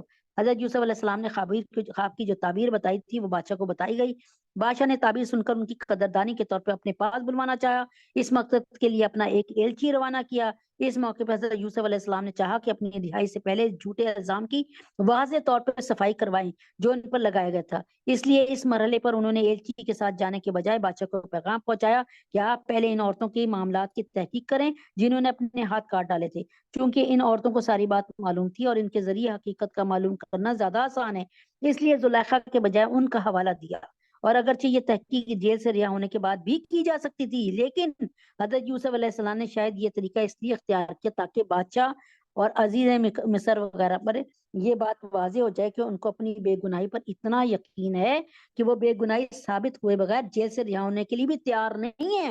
وہ یعنی ان کو اپنے بے گناہ ہونے کا اتنا یقین ہے کہ وہ چاہ رہے ہیں کہ پہلے معاملہ کھل جائے۔ دوسرے حضرت یوسف علیہ السلام نے بادشاہ کے انداز سے سمجھ لیا تھا کہ وہ ان کو کوئی اعزاز، کوئی رینک، کوئی رتبہ دیں گے۔ اس اعزاز کے ملنے کے بعد تحقیقات کے غیر جانبدارانہ ہونے میں لوگوں کو شکوک و شبہات ہو سکتے تھے کہ بھائی اب تو یہ بادشاہ بن گئے، اپنے حق میں فیصلہ کر لیا، اس لیے آپ نے مناسب یہی سمجھا کہ جیل سے اس وقت نکلیں جب غیر جانبدارانہ تحقیق کے نتیجے میں الزام کا ہر داغ دھل چکا ہو۔ اللہ تعالیٰ کا کرنا ایسا ہوا کہ بادشاہ کو حضرت یوسف علیہ السلام کی سچائی کا یقین ہو گیا، اور اس نے جب ان عورتوں کو بلا کر ان سے اس انداز میں سوال کیا جیسے اسے ساری حقیقت معلوم ہو گئی ہو، تو وہ حقیقت سے انکار ہی نہ کر سکی، بلکہ انہوں نے حضرت یوسف علیہ السلام کی بے گناہی کی صاف لفظوں میں گواہی دی۔ اس مرحلے پہ عزیز مصر کی بیوی زلیخا کو بھی یہ اقرار کرنا پڑا کہ اصل غلطی اسی کی تھی۔ شاید اللہ تعالیٰ کو یہ منظور تھا کہ وہ اپنے جرم کے اقرار اور توبہ کے ذریعے وہ بھی پاک صاف ہو جائے۔ بادشاہ نے ان عورتوں کو بلا کر ان سے کہا تمہارا کیا قصہ تھا جب تم نے یوسف کو ورگلانے کی کوشش کی تھی؟ ان سب عورتوں نے کہا حاشا للہ، کیا کہا انہوں نے کہ ہم کو اللہ کی پناہ، ہم کو ان میں ذرہ برابر بھی کوئی برائی معلوم نہیں ہوئی۔ عزیز کی بیوی نے کہا اب تو حق بات سب پر کھل گئی، میں نے ہی اس کو ورگلانے کی کوشش کی تھی، حقیقت یہ ہے کہ وہ بالکل سچے ہیں۔ اور جب یوسف کو قید خانے میں اس گفتگو کی خبر ملی تو انہوں نے کہا یہ سب کچھ میں نے اس لیے کیا تھا تاکہ عزیز مصر کو یہ بات یقین کے ساتھ معلوم ہو جائے کہ میں نے اس کی غیر موجودگی میں اس کی بیوی کے ساتھ کوئی خیانت نہیں کی، اور یہ بھی کہ جو لوگ خیانت کرتے ہیں اللہ ان کے فریب کو، ان کے دجل کو، ان کے جھوٹ کو چلنے ہی نہیں دیتا، اور میں یہ دعویٰ نہیں کرتا کہ میرا نفس بالکل پاک صاف ہے۔ وما ابرئ نفسی، اللہ تعالیٰ فرماتے ہیں وما ابرئ نفسی، ہائے ہائے میرا نفس بالکل پاک صاف ہے۔ واقعہ یہ کہ نفس تو بالکل برائی کی تلقین کرتا ہی رہتا ہے۔ ہاں میرا رب رحم فرما دے تو یہ بات اور ہے کہ صورت میں نفس کا کوئی داؤ نہیں چلتا، بے شک میرا رب بہت بخشنے والا اور بہت مہربان ہے۔ اور بادشاہ نے کہا کہ اس کو میرے پاس لے آؤ، بادشاہ نے کہا اب اس کو میرے پاس لے آؤ۔ کس کو؟ وقال الملک اوتونی بہی استخلصہ لنفسی، اور بادشاہ نے کہا اس کو میرے پاس لے آؤ، میں اسے اپنا خالص، اپنا معاون بناؤں گا۔ بڑے پیار سے اور بادشاہ نے بڑی چاہت سے کہا اس سے لے آؤ۔ چنانچہ جب یوسف بادشاہ کے پاس آ گئے اور بادشاہ نے ان سے باتیں کی تو اس نے کہا آج سے ہمارے پاس تمہارا بڑا مرتبہ ہوگا اور تم پر بھروسہ کیا جائے گا۔ یوسف نے کہا آپ مجھے ملک کے خزانوں کے انتظام پر مقرر کر دیجئے، یوں وزیر خزانہ تھے نا یہ، یقین رکھیے مجھے حفاظت کرنا خوب آتا ہے اور میں اس کام کا پورا علم رکھتا ہوں۔ اور اس طرح اچھا اب یہ کہ اگر کسی بندے میں کوئی کوالٹی ہو نا، اچھا یہ ہے کہ یہاں حضرت یوسف علیہ السلام کو اندیشہ تھا کہ قحط کا جو زمانہ آنے والا ہے اس میں لوگوں کے ساتھ ناانصافیاں ہوں گی۔ اس کے علاوہ اس ملک میں اللہ تعالیٰ کا قانون جاری کرنے کا اس کے سوا کوئی راستہ نہیں تھا کہ حضرت یوسف علیہ السلام خود یہ ذمہ داری قبول فرما لے۔ اللہ تعالیٰ کے احکام کو نافذ فرمائیں. اس لیے آپ نے ملک کے خزانوں کا انتظام اپنے سر پہ لے لیا کہ مجھ کو ایک رتبہ مل جائے گا، ایک رینک مل جائے گا، ایک مجھے پوسٹ مل جائے گی نا، تو میں یہاں سے اللہ تعالیٰ کی وحدانیت کو، یعنی یہاں پر سے میں اللہ کی توحید پہ کام کروں گا. یوسف نے کہا مجھے ملک کے خزانوں کے انتظام پہ مقرر کیجیے، یقین رکھیے مجھے حفاظت کرنا خوب آتا ہے اور میں اس کام کا پورا علم بھی رکھتا ہوں. اور اس طرح ہم نے یوسف کو ملک میں ایسا اقتدار نصیب فرمایا کہ وہ اس میں جہاں چاہیں اپنا ٹھکانہ بنائیں. یعنی اب کیا ہوا، کہاں وہ قیدی، کہاں وہ ایک یعنی غلام، آج وہ آقا بن بیٹھے. ہم اپنی رحمت سے جس کو چاہتے ہیں پہنچاتے ہیں، اور نیک لوگ کے اجر کو ہم ضائع نہیں کرتے.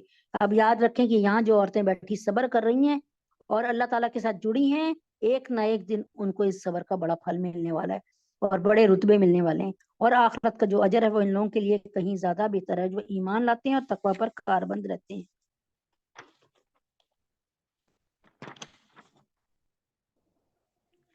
اذان ہو رہی ہے، اذان.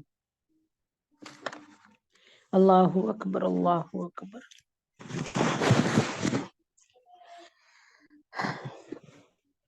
اللہ اکبر، اللہ اکبر.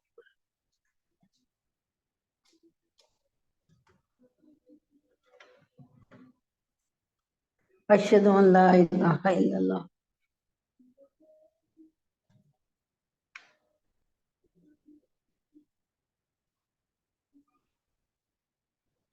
اشہد ان لا الہ الا اللہ.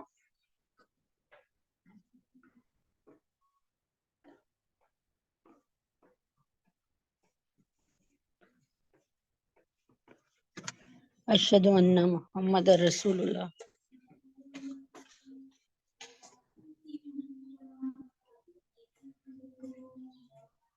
اشہد ان محمد رسول اللہ.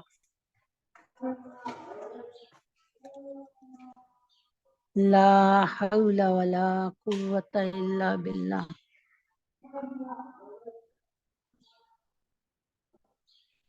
لا حول ولا قوة الا باللہ.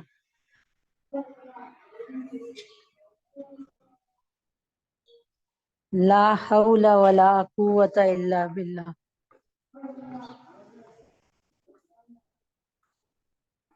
لا حول ولا قوة الا باللہ. لا حول ولا قوة الا باللہ. اللہ اکبر، اللہ اکبر.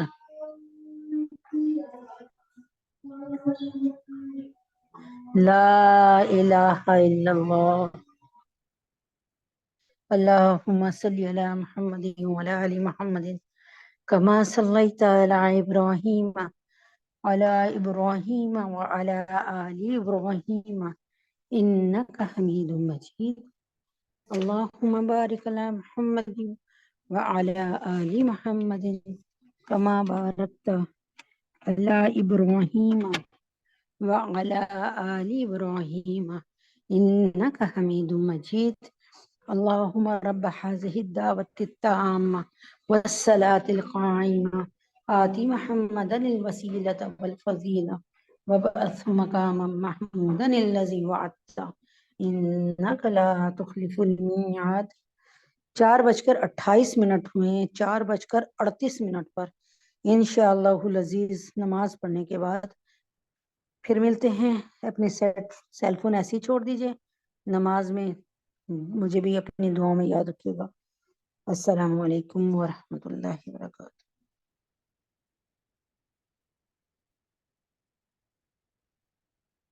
بالخیر وبک نستعین یا فتاح یا علیم یا ربنا زدنا علما وعملا.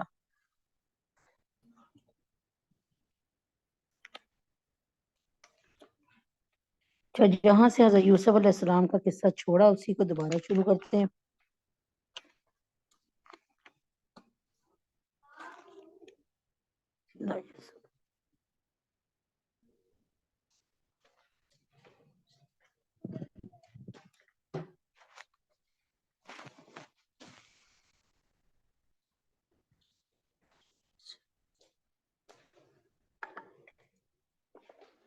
جی بسم اللہ الرحمن الرحیم. اچھا جی، ابھی یوسف علیہ السلام جو ہیں عزیز مصر جو ہے وہ بنا دیا گیا الحمدللہ۔ بادشاہ نے ان عورتوں کو بلا کر ان سے کہا تمہارا کیا قصہ تھا جب تم نے یوسف کو ورگلانے کی کوشش کی؟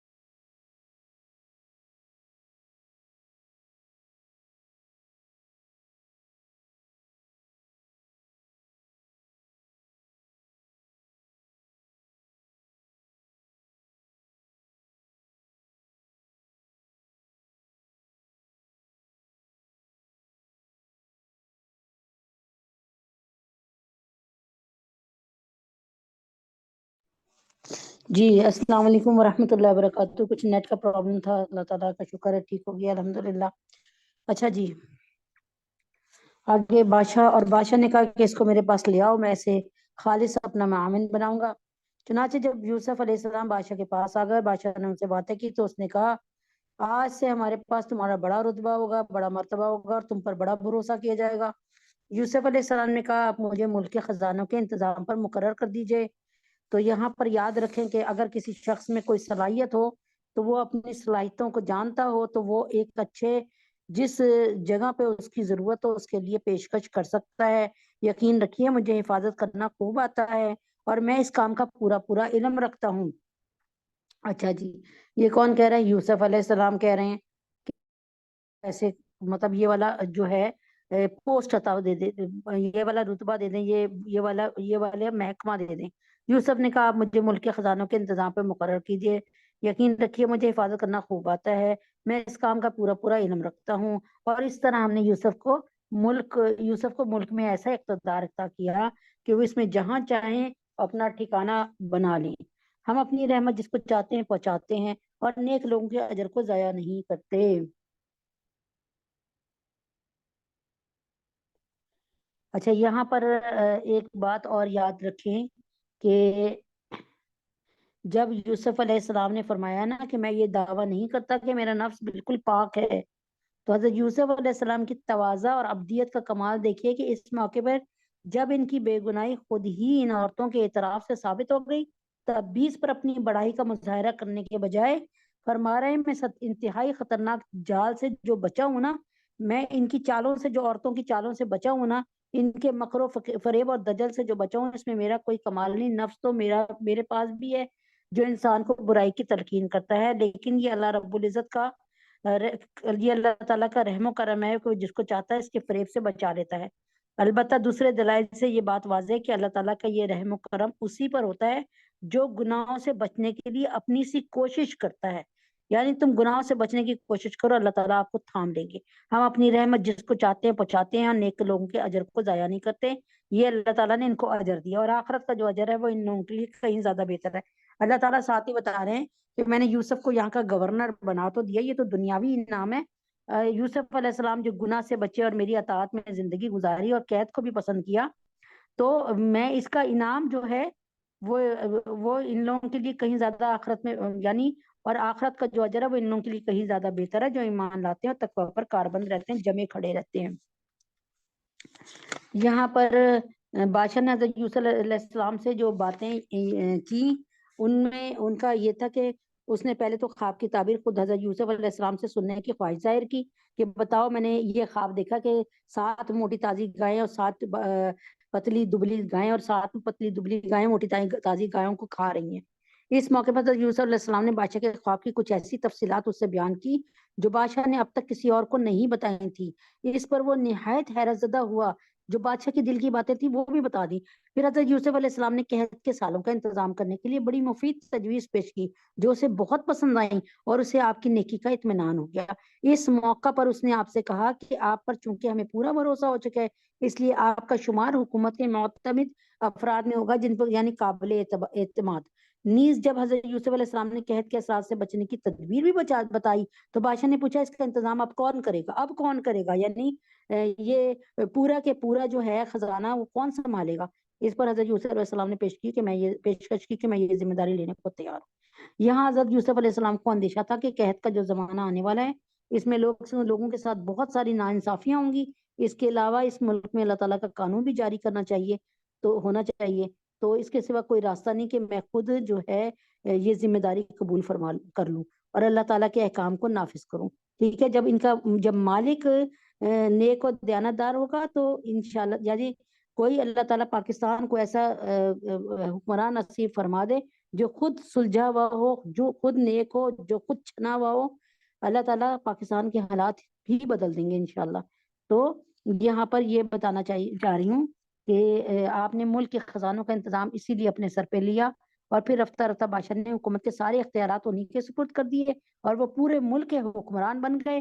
اور حضرت مجاہد رحم اللہ کی روایت ہے کہ بادشاہ ان کے ہاتھ پر مسلمان بھی ہو گیا تھا، لہٰذا حضرت یوسف علیہ السلام کا اس ذمہ داری کو قبول کرنا پورے ملک پر اللہ تعالیٰ کا قانون اور انصاف نافذ کرنے کا ذریعہ بن گیا۔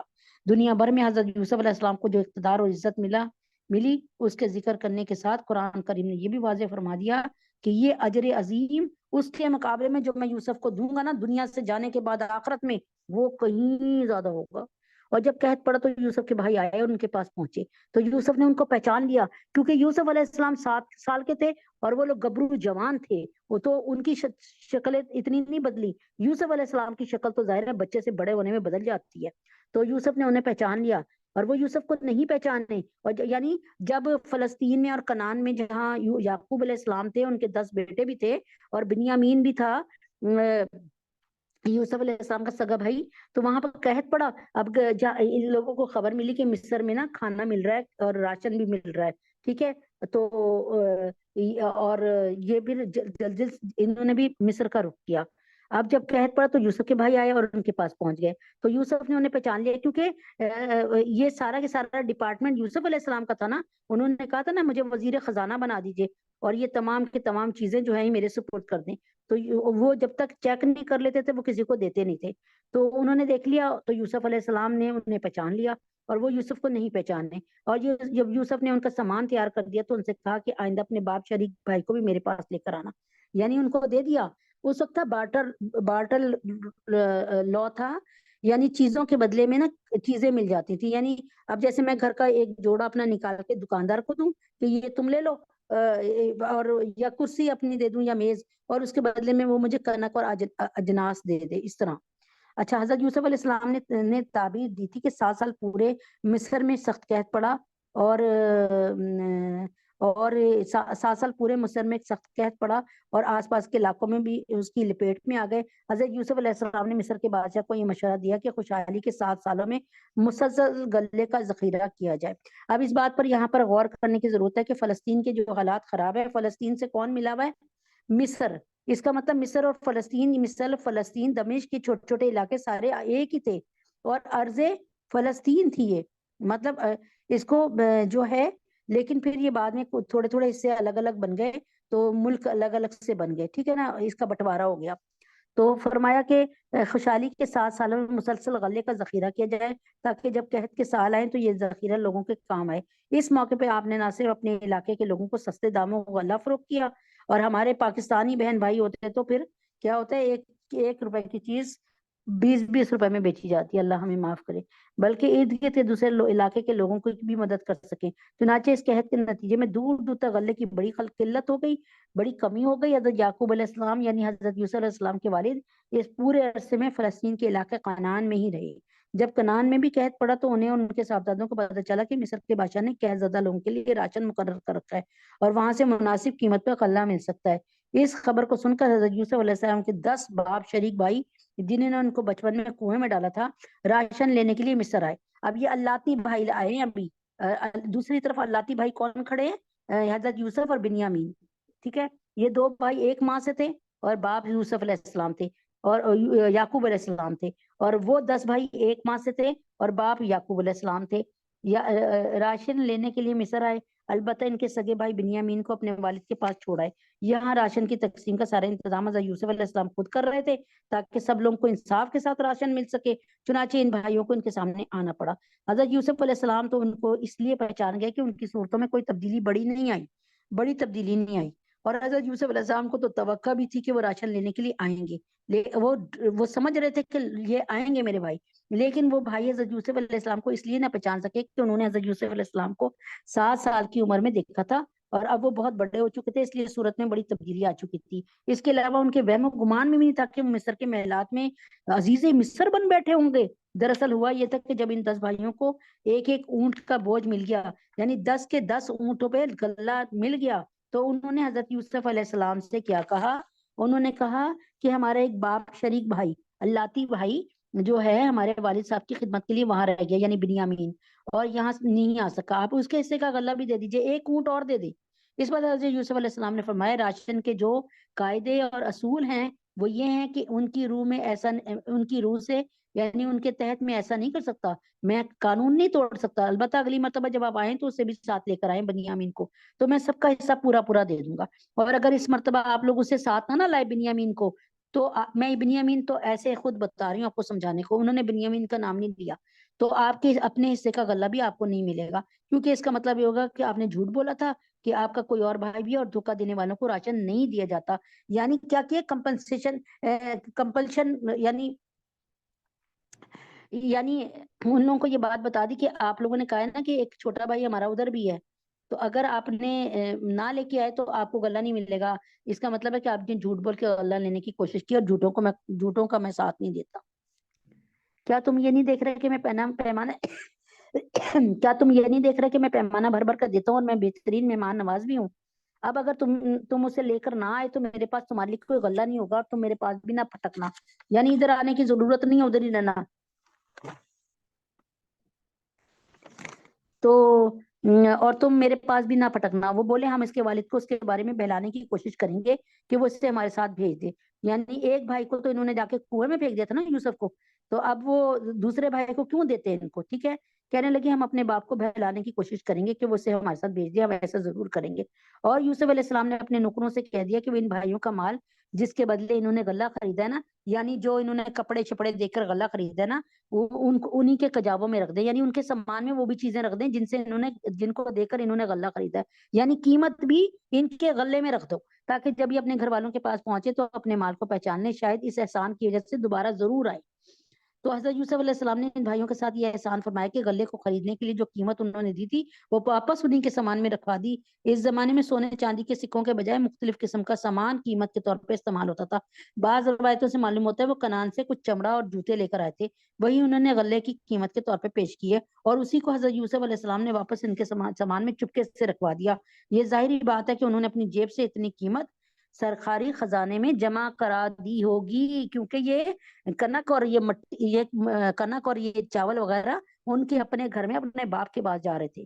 چنانچہ جب وہ اپنے والد کے پاس واپس پہنچے تو انہوں نے کہا ابا جان آئندہ ہمیں غلہ دینے سے انکار کر دیا گیا ہے، لہٰذا آپ ہمارے بھائی بنیامین کو ہمارے ساتھ بھیج دیجئے تو تاکہ ہم پھر غلہ لا سکیں، اور یقین رکھیے ہم اس کی پوری حفاظت کریں گے۔ والد نے کہا کیا میں اس کے بارے میں تم پر ویسے ہی بھروسہ کروں جیسا اس کا بھائی یوسف کے بارے میں تم سے بھروسہ کیا تھا؟ خیر اللہ سب سے بڑھ کر نگہبان ہے اور وہ سب سے بڑھ کر رحم فرمانے والا ہے۔ اور جب انہوں نے اپنا سامان کھولا تو دیکھا ان کا مال بھی ان کو لوٹا دیا گیا، ان کی قیمت بھی وہاں رکھی ہے۔ وہ کہنے لگے ابا جان ہمیں اور کیا چاہیے، یہ ہمارا مال ہے جو ہمیں لوٹا دیا گیا ہے، اور اس مرتبہ ہم اپنے گھر والوں کے لیے اور غلہ لے کے آئیں گے، اپنے بھائی کی حفاظت بھی کریں گے اور ایک ان کا بوجھ زیادہ لائیں گے، یعنی بنیامین کے حصے کا بھی لے کے آئیں گے۔ اس طرح یہ زیادہ غلہ بڑی آسانی سے ہمیں مل جائے گا، یعنی اگر ہم بنیامین کو ساتھ لے کر نہ گئے تو ہم میں سے کسی کو غلہ نہیں ملے گا ابا جان۔ والد نے کہا میں اس بنیامین کو تمہارے ساتھ اس وقت تک ہرگز نہیں بھیجوں گا جب تک تم اللہ کے نام پر مجھ سے یہ عہد نہ کرو، یعنی قسم کھا کر یہ نہ کہو کہ اسے ضرور میرے پاس واپس لے کے آؤ گے، اللہ یہ کہ تم واقعی بے بس ہو جاؤ، یعنی خدا نہ خاصا جیسے تم پہ ڈاکہ پڑ جائے یا بنیامین کو کوئی گولی مار دے ایک مثال کے طور پہ، اور تم حفاظت نہ کر پاؤ حالانکہ تم کرنا چاہ رہے ہو، تو پھر تو کوئی بات نہیں۔ لیکن فرمایا کہ کہ والد نے کہا میں اس بنیامین کو تمہارے ساتھ اس وقت تک ہرگز نہیں بھیجوں گا جب تک تم اللہ کے نام پر مجھ سے یہ عہد نہ کر لو کہ اسے ضرور میرے پاس واپس لے کر آؤ گے، اللہ یہ کہ تم واقعی بے بس ہو جاؤ۔ چنانچہ جب انہوں نے اپنے والد کو یہ عہد دے دیا تو والد نے کہا جو قول و قرار ہم کر رہے ہیں اس پر اللہ نگہبان ہے، اور ساتھ ہی یہ بھی کہا کہ میرے بیٹو تم سب ایک دروازے سے شہر میں نہ داخل ہونا بلکہ مختلف دروازوں سے داخل ہونا، کیونکہ یہ سارے کے سارے لڑکے بڑے لہیم شہیم اور خوبصورت تھے اور بڑے ڈیل ڈول والے تھے، تو نظر نہ لگ جائے، تم کسی کی نظر میں نہ آ جاؤ۔ تو کہا یعنی اس لیے کہتے ہیں کہ بھائی اپنی چیزوں کو چھپا چھپا کے استعمال کرو، یعنی لوگوں کی نظروں سے بچاؤ۔ میں اللہ کی حیثیت سے اللہ کی مشیت سے تمہیں نہیں بچا سکتا، میں حکم اللہ کے سوا کسی کا نہیں چلتا، بس میں نے تو ایک تدبیر بتائی ہے، اسی پر میں نے بھروسہ کر رکھا ہے، اور جن جن کو بھروسہ کرنا ہو انہیں چاہیے کہ اسی اللہ پر بھروسہ کریں۔ اور جب وہ بھائی اسی طرح مصر میں داخل ہوئے جس طرح ان کے والد نے کہا تھا، مختلف دروازوں سے، ایک ساتھ سارے 10 کے 10 11 کے 11 نہیں داخل ہوئے بلکہ 3 3 4 4 کی ٹولیوں میں مختلف دروازوں سے، یا ایک دروازے سے داخل ہوئے ہوں گے تو تھوڑے تھوڑے کر کے، یعنی تھوڑی دیر ٹھہر ٹھہر کے، تو یہ عمل اللہ کی مشیت سے ان کو ذرہ برابر بھی بچانے اچھا اس طرح مصر میں داخل ہوئے جس طرح ان کے والد نے کہا تھا، تو یہ عمل اللہ کی مشیت سے ان کو ذرا بھی بچانے والا نہیں تھا، لیکن یعقوب کے دل میں ایک خواہش تھی جو انہوں نے پوری کر لی، یعنی بس ایک خواہش تھی، اللہ تعالیٰ کے حکم سے یعقوب علیہ السلام نے بتایا تھا کہ ایک ساتھ نہ بھیج جاؤ بلکہ تھوڑے تھوڑے جاؤ، تو اس یعنی ہمیں اللہ تعالیٰ یہاں بتا رہے ہیں کہ بھروسہ صرف اللہ کی طرف ہونا چاہیے، یہ تو صرف ایک تدبیر تھی، لہٰذا ایک مومن کا کام یہ کہ وہ اپنی سی تدبیر تو ضرور کرے لیکن بھروسہ اس تدبیر کے بجائے اللہ تعالیٰ پہ رکھے۔ بے شک وہ ہمارے سکھائے ہوئے علم کے حامل تھے، لیکن اکثر لوگ معاملے کی حقیقت نہیں جانتے، اور جب یہ لوگ یوسف کے پاس پہنچے تو انہوں نے اپنے سگے بھائی بنیامین کو اپنے پاس خاص جگہ دی۔ کیا کیا انہوں نے، کیسی جگہ دی؟ روایت میں ہے کہ حضرت یوسف علیہ السلام نے دو بھائیوں کو ایک کمرے میں ٹھہرا دیا، اس طرح 5 کمروں میں 10 بھائی مقیم ہو گئے، بنیامین رہ گیا، تو حضرت یوسف علیہ السلام نے فرمایا کہ یہ میرے ساتھ رہیں گے۔ اس طرح انہیں اپنے سگے بھائی کے ساتھ تنہائی کا موقع مل گیا، جس میں ان کو بتایا گیا کہ میں تمہارا سگا بھائی ہوں، میں یوسف ہوں۔ بنیامین نے اس موقع پہ کہا اب میں اس بھائیوں کے ساتھ واپس جانا نہیں چاہتا، اس لیے حضرت یوسف علیہ السلام نے ایک تدبیر کی۔ اب وہ دیکھیں کہ تدبیر کیا کی۔ اور جب یہ لوگ یوسف کے پاس پہنچے تو انہوں نے اپنے سگے بھائی بنیامین کو اپنے پاس خاص جگہ دی، اور انہیں بتایا کہ میں تمہارا بھائی ہوں، لہٰذا تم ان باتوں پر رنجیدہ نہ ہونا جو یہ دوسرے بھائی کرتے رہے ہیں۔ پھر جب یوسف نے ان کا سامان تیار کر دیا تو پانی پینے کا پیالہ اپنے سگے بھائی کے کجاوے میں رکھ دیا۔ پھر ایک منادی نے پکار کر کہا کہ اے قافلے والوں تم چور ہو، یعنی انہوں نے کیا کیا، بنیامین کے سامان میں نا ایک میرے خیال میں چاندی کا کٹورا تھا، اس کو رکھ دیا۔ تو اس زمانے میں یہ ہوتا تھا کہ جس کے پاس سے چوری کا سامان برآمد ہوتا تھا نا، اس کو جس کا سامان وہ چوری کیا ہوتا نا، اس کو وہ آدمی 1 سال اپنے پاس رکھ سکتا تھا، یہ یعقوب علیہ السلام کی شریعت میں تھا۔ اچھا یہاں قدرتی طور پہ یہ سوال پیدا ہوتا ہے کہ خود اپنی طرف سے پیالہ ان کے سامان میں رکھنے کے بعد اتنے وثوق کے ساتھ ان کو چور قرار دینا کیسے جائز ہو سکتا ہے؟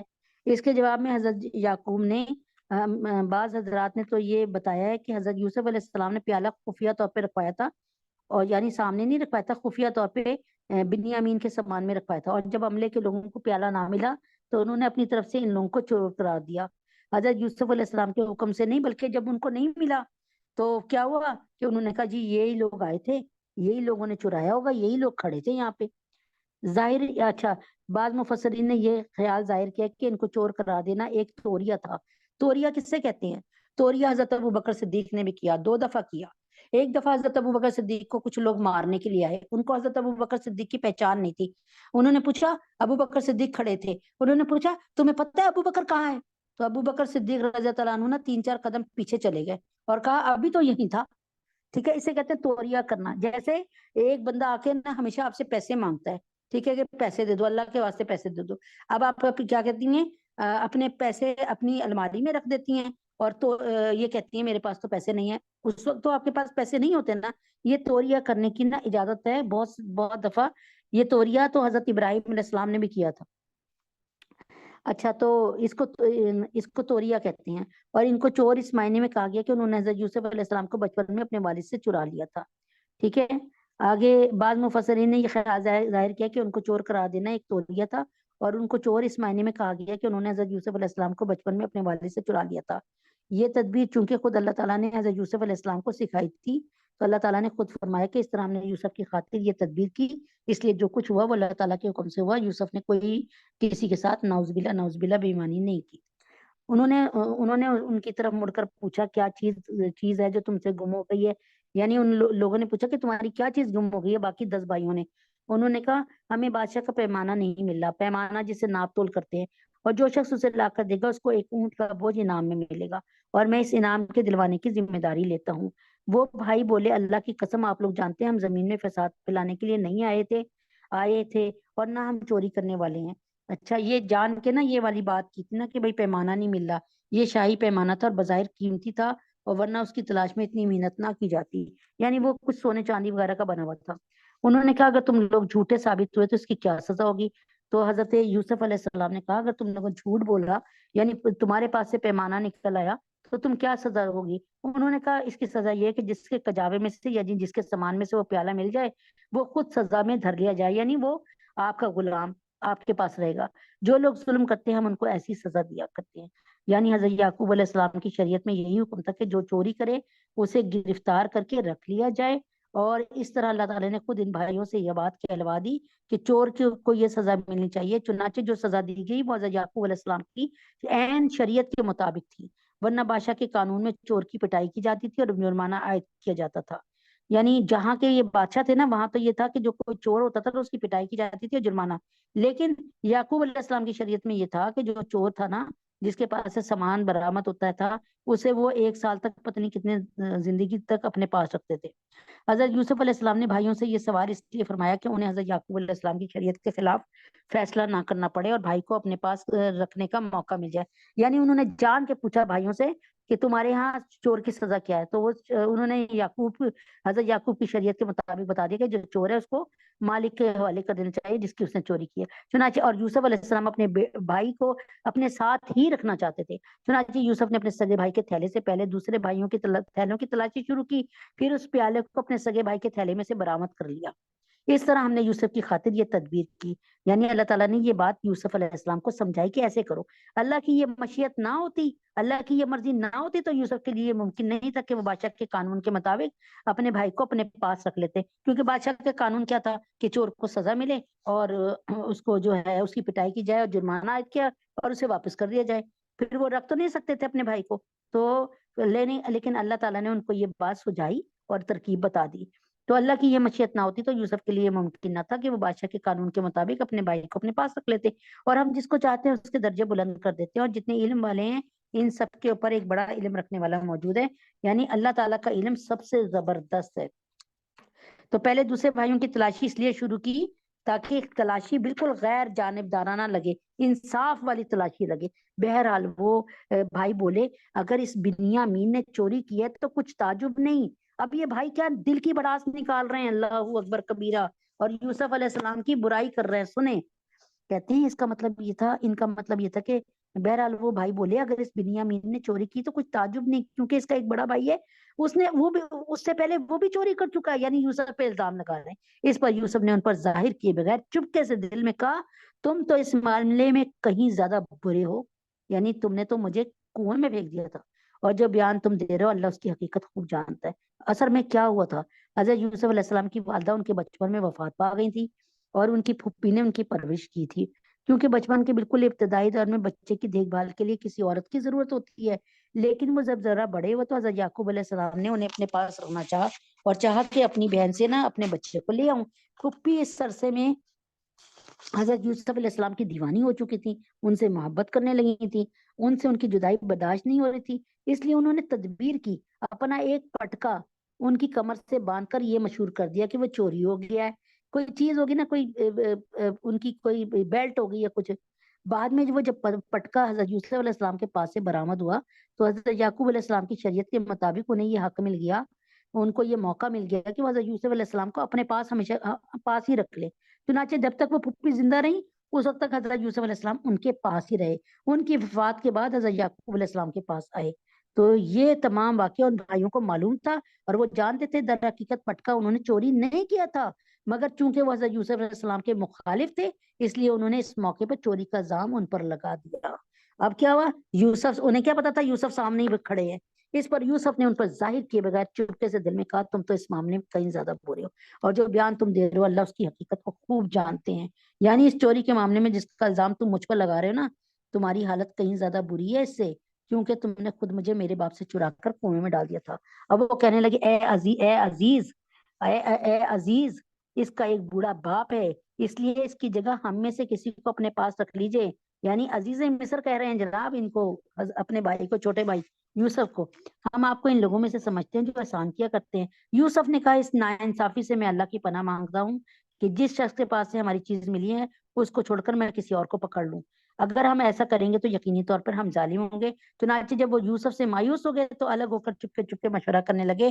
ان سب میں جو بڑا تھا اس نے کہا کیا تمہیں معلوم نہیں کہ تمہارے والد نے تم سے اللہ کے نام پر عہد لیا تھا اور اس سے پہلے تم یوسف کے معاملے میں جو قصور کر چکے ہو نا، یہ بڑا یہودا تھا، یہودا جو کہ یہ باتوں کو پسند نہیں کرتا تھا، اس سے پہلے تم یوسف کے معاملے میں جو قصور کر چکے ہو وہ بھی معلوم ہے، لہٰذا میں تو اس ملک سے اس وقت تک نہیں ٹلوں گا، نہیں جاؤں گا جب تک میرے والد مجھے اجازت نہ دے، یا اللہ ہی میرے حق میں کوئی فیصلہ فرما دے اور وہی سب سے بہتر فیصلہ کرنے والا ہے۔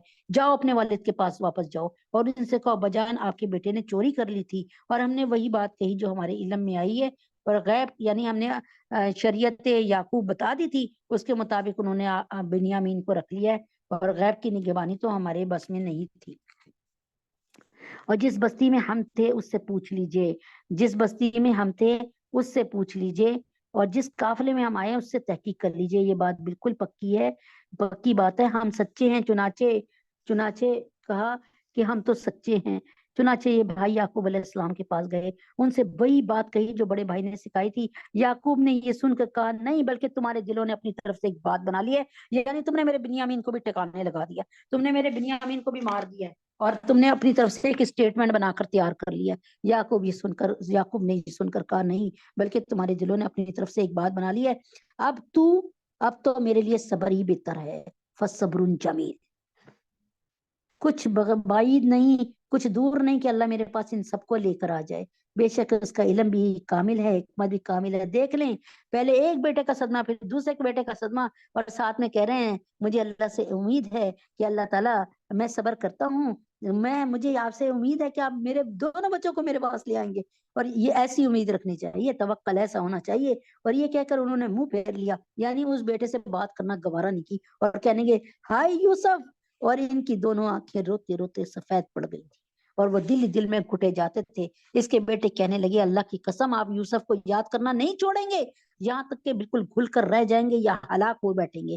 یعقوب نے کہا میں اپنے رنج و غم کی فریاد تم سے نہیں کرتا، قال انما اشکو بثی وحزنی الی اللہ واعلم من اللہ ما لا تعلمون، میں اپنے رنج و غم کی فریاد تم سے نہیں صرف اللہ سے کرتا ہوں، اور اللہ کے بارے میں جتنا میں جانتا ہوں تم نہیں جانتے۔ کیونکہ حضرت یعقوب علیہ السلام کو یقین تھا کہ بنیامین چوری نہیں کر سکتا، اس لیے انہوں نے یہ سمجھا کہ اس مرتبہ بھی ان لوگوں نے کوئی بہانہ ہی لگا دیا۔ میرے بیٹوں جاؤ اور یوسف اور اس کے بھائی کا کچھ سراغ لگاؤ، اللہ کی رحمت سے نا امید نہ ہونا، یقین جانو اللہ کی رحمت سے وہی لوگ نا امید ہوتے ہیں جو کافر ہو۔ کیونکہ حضرت یعقوب علیہ السلام کو یقین تھا کہ یوسف علیہ السلام بھی کہیں نہ کہیں زندہ ہیں اور بنیامین بھی گرفتار ہیں، اس لیے انہوں نے کچھ عرصے کے بعد پورے وثوق کے ساتھ، یقین کے ساتھ حکم دیا، جاؤ جا کر ان کو تلاش کرو۔ اتنے میں جو غلہ اب تک آیا تھا وہ بھی ختم ہو چکا تھا اور قحط کی حالت جاری تھی، اس لیے ان بھائیوں نے یہ سوچا کہ پھر مصر جائیں، کیونکہ بنیامین تو وہاں یقینی طور پر موجود ہے، پہلے ان کی واپسی کی کوشش کرتے ہیں، پھر یوسف علیہ السلام کا بھی کوئی سراغ لگانے کی کوشش کریں گے۔ چنانچہ جب وہ یوسف کے پاس پہنچے تو انہوں نے یوسف سے کہا، اے عزیز، ہم پر اور ہمارے گھر والوں پر سخت مصیبت پڑی ہے، ہم ایک معمولی سی پونجی لے کر آئے ہیں، آپ ہمیں پورا پورا غلہ دے دیجئے اور اللہ کے لیے ہم پر احسان کیجئے، یقیناً اللہ اپنی خاطر احسان کرنے والوں کو بڑا اجر عطا فرماتے ہیں۔ مطلب یہ ہے کہ قحط کی وجہ سے ہم سخت بدحالی کا شکار ہیں، اس لیے اس مرتبہ ہم اتنی قیمت بھی نہیں لا سکے جو اپنے حصے کا غلہ خریدنے کے لیے درکار ہوتی ہے، لہذا جو کچھ آپ دیں گے وہ محض احسان ہی ہوگا۔ قرآن کریم میں لفظ صدقہ استعمال ہوا ہے۔ صدقہ ایسے عطیہ کو کہتے ہیں جو کسی کے ذمہ واجب نہ ہو بلکہ اللہ تعالیٰ کی خوشنودی حاصل کرنے کے لیے، اللہ کو خوش کرنے کے لیے خاطر احسان کے طور پہ دیا جائے۔ یوسف نے کہا، تمہیں کچھ پتا ہے تم جب جہالت میں مبتلا تھے تو تم نے یوسف اور اس کے بھائی کے ساتھ کیا کیا؟ اب یوسف علیہ السلام سیدھے ہو گئے، انہوں نے کہا، یوسف نے کہا، تمہیں کچھ پتا ہے تم جب جہالت میں مبتلا تھے تو تم نے یوسف اور اس کے بھائی کے ساتھ کیا کیا تھا؟ اس پر وہ بول اٹھے، ارے کیا تم ہی یوسف ہو؟ یوسف نے کہا، میں یوسف ہوں اور یہ میرا بھائی ہے، یہ میرا بھائی بنیامین ہے، اللہ نے ہم پر بڑا احسان فرمایا۔ حقیقت یہ کہ جو شخص تقوی اور صبر سے کام لیتا ہے تو اللہ نیکی کرنے والوں کا اجر ضائع نہیں کرتے۔ سن لیں آپ سبھی، صبر صبر صبر صبر فرمایا، پھر تو اللہ نیکی کرنے والوں کا اجر ضائع نہیں کرتے، اور تقوی صبر اور سب تقوی۔ انہوں نے کہا، اللہ کی قسم، اللہ نے تو تم کو ہم پر ترجیح دی ہے، یعنی تمہیں کیا بنا دیا؟ پرائم منسٹر بنا دیا، تمہیں عزیز مصر بنا دیا، تمہیں وزیر خزانہ بنا دیا، تمہیں اتنا خوبصورت بنا دیا، تمہیں علم والا بنا دیا، تمہیں عزت والا بنا دیا، اور ہم یقیناً خطا کار تھے۔ یہ بھائیوں کا اسٹیٹمنٹ۔ یوسف بولے، آج تم پر کوئی ملامت نہیں، اللہ تمہیں معاف کرے۔ کیا بولے؟ سنیں، اللہ اکبر، قال لا تثریب علیکم اليوم یغفر اللہ لکم وہو ارحم الراحمین۔ کیسا خوبصورت جواب! یوسف نے فرمایا، آج تم پر کوئی ملامت نہیں، تم پر کوئی الزام نہیں، میں تم سے کوئی پیچھا حساب کتاب نہیں لیتا۔ اور یہی تمام، یہی ڈائلاگ، یہی سطریں، یہی الفاظ میرے محمد عربی صلی اللہ علیہ وسلم نے مکہ فتح کرنے کے بعد مکے کے لوگوں سے کہا تھا، لا تثریب علیکم اليوم یغفر اللہ لکم وہو ارحم الراحمین۔ فرمایا، اللہ تمہیں معاف کرے، وہ سارے رحم کرنے والوں سے بڑھ کر ہے، آج تم پر کوئی ملامت نہیں۔ میرا یہ قمیض لے جاؤ، یہ لو، یہ میرے قمیض لے جاؤ، اسے میرے والد کے چہرے پہ ڈال دینا، اس سے ان کی بینائی واپس آ جائے گی، اور اپنے سارے گھر والوں کو میرے پاس لے آؤ، یعنی کنعان سے، فلسطین سے اب مصر آ جاؤ۔ آج رفح بارڈر اور مصر کتنا قریب ہے، کھانے کو نہیں دے رہے وہ لوگ۔ اور دیکھیں فلسطین، اور کتنا کہ فلسطین کی حدود جہاں ختم ہوتی ہیں وہاں پہ رفح بارڈر یعنی وہ شروع ہو جاتا ہے مصر۔ اب تک وہ حضرت یوسف علیہ السلام کو پہچانے نہیں تھے، لیکن جب انہوں نے اپنا نام خود لے لیا تو غور کیے کرنے کے بعد ان لوگوں کو یہ بھی احتمال پیدا ہوا کہ یہی یوسف علیہ السلام۔ اور جب یہ قافلہ مصر سے کنعان کی طرف روانہ ہوا، یہ نبی پاک صلی اللہ علیہ وسلم سے سوال کیا گیا تھا، یہ بتاؤ یعقوب علیہ السلام اور ان کے بچے مصر میں کیوں، کنعان چھوڑ کے مصر کیوں آئے؟ مصر سے کنعان کی طرف روانہ ہوئے تو ان کے والد کنعان میں آس پاس کے لوگوں سے کہا، جب یہ قافلہ، یہ بھائیوں کا قافلہ پہنچا نا، تو بنیامین کو نہیں بھیجا تھا، بس یہ 10 بھائیوں کو بھیجا تھا، اور کہا جب یہ قافلہ مصر سے کنعان کی طرف روانہ ہوا تو ان کے جب کنعان کے قریب آیا، ابھی پتہ نہیں کتنے میل، کہتے ہیں 2 میل کے فاصلے پہ تھا، پتہ نہیں کتنے میل پہ، تو یعقوب علیہ السلام کہنے لگے، تو ان کے والد نے کہا، کنعان میں آس پاس کے لوگوں سے کہا کہ اگر تم مجھے یہ نہ کہو کہ بوڑھا سٹیا گیا ہے، تو مجھے تو یوسف کی خوشبو آ رہی ہے۔ لوگوں نے کہا، اللہ کی قسم، آپ ابھی تک اپنی پرانی غلط فہمی میں ہی پڑے ہوئے ہیں۔ حضرت یوسف علیہ السلام نے اپنے بھائیوں سے کہہ دیا تھا کہ وہ اپنے سب گھر والوں کو مصر لے کے آئے، چنانچہ وہ ایک قافلے کی صورت میں مصر سے روانہ ہوئے۔ ادھر وہ مصر سے نکلے، ادھر کنعان میں حضرت یعقوب علیہ السلام کو حضرت یوسف علیہ السلام کی خوشبو آنے لگی۔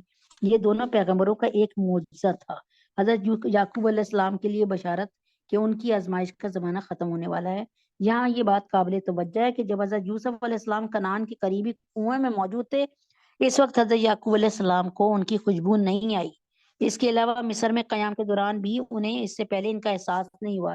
اس سے معلوم ہوا معجزہ کسی نبی کے اپنے اختیار میں نہیں ہے، اللہ تعالیٰ جب چاہتے ہیں ان کا مظاہرہ فرماتے ہیں کہ آج یوسف کی قمیص کی خوشبو کتنے میلوں کے فاصلے پہ یعقوب علیہ السلام کو آ گئی، اور وہ کہہ رہے ہیں اگر تم مجھے دماغ کا خراب سٹیایا و نہ سمجھو تو مجھے تو یوسف کی خوشبو آ رہی ہے۔ لوگوں نے کہا اللہ کی قسم آپ ابھی تک اپنی پرانی غلط فہمی میں پڑے ہوئے ہیں، یعنی یہ غلط فہمی کہ حضرت یوسف علیہ السلام ابھی زندہ ہیں اور ان سے ملاقات ہو سکتی ہے۔ پھر جب خوشخبری دینے والا پہنچ گیا تو اس نے یوسف کی قمیض ان کے منہ پر ڈال دی، کس کے؟ حضرت یعقوب علیہ السلام کے، اور فوراً ان کی بینائی واپس آ گئی۔ قمیض انہوں نے اپنے بیٹوں سے کہا کیا میں نے تم سے نہیں کہا تھا کہ اللہ کے بارے میں جتنا میں جانتا ہوں تم نہیں جانتے؟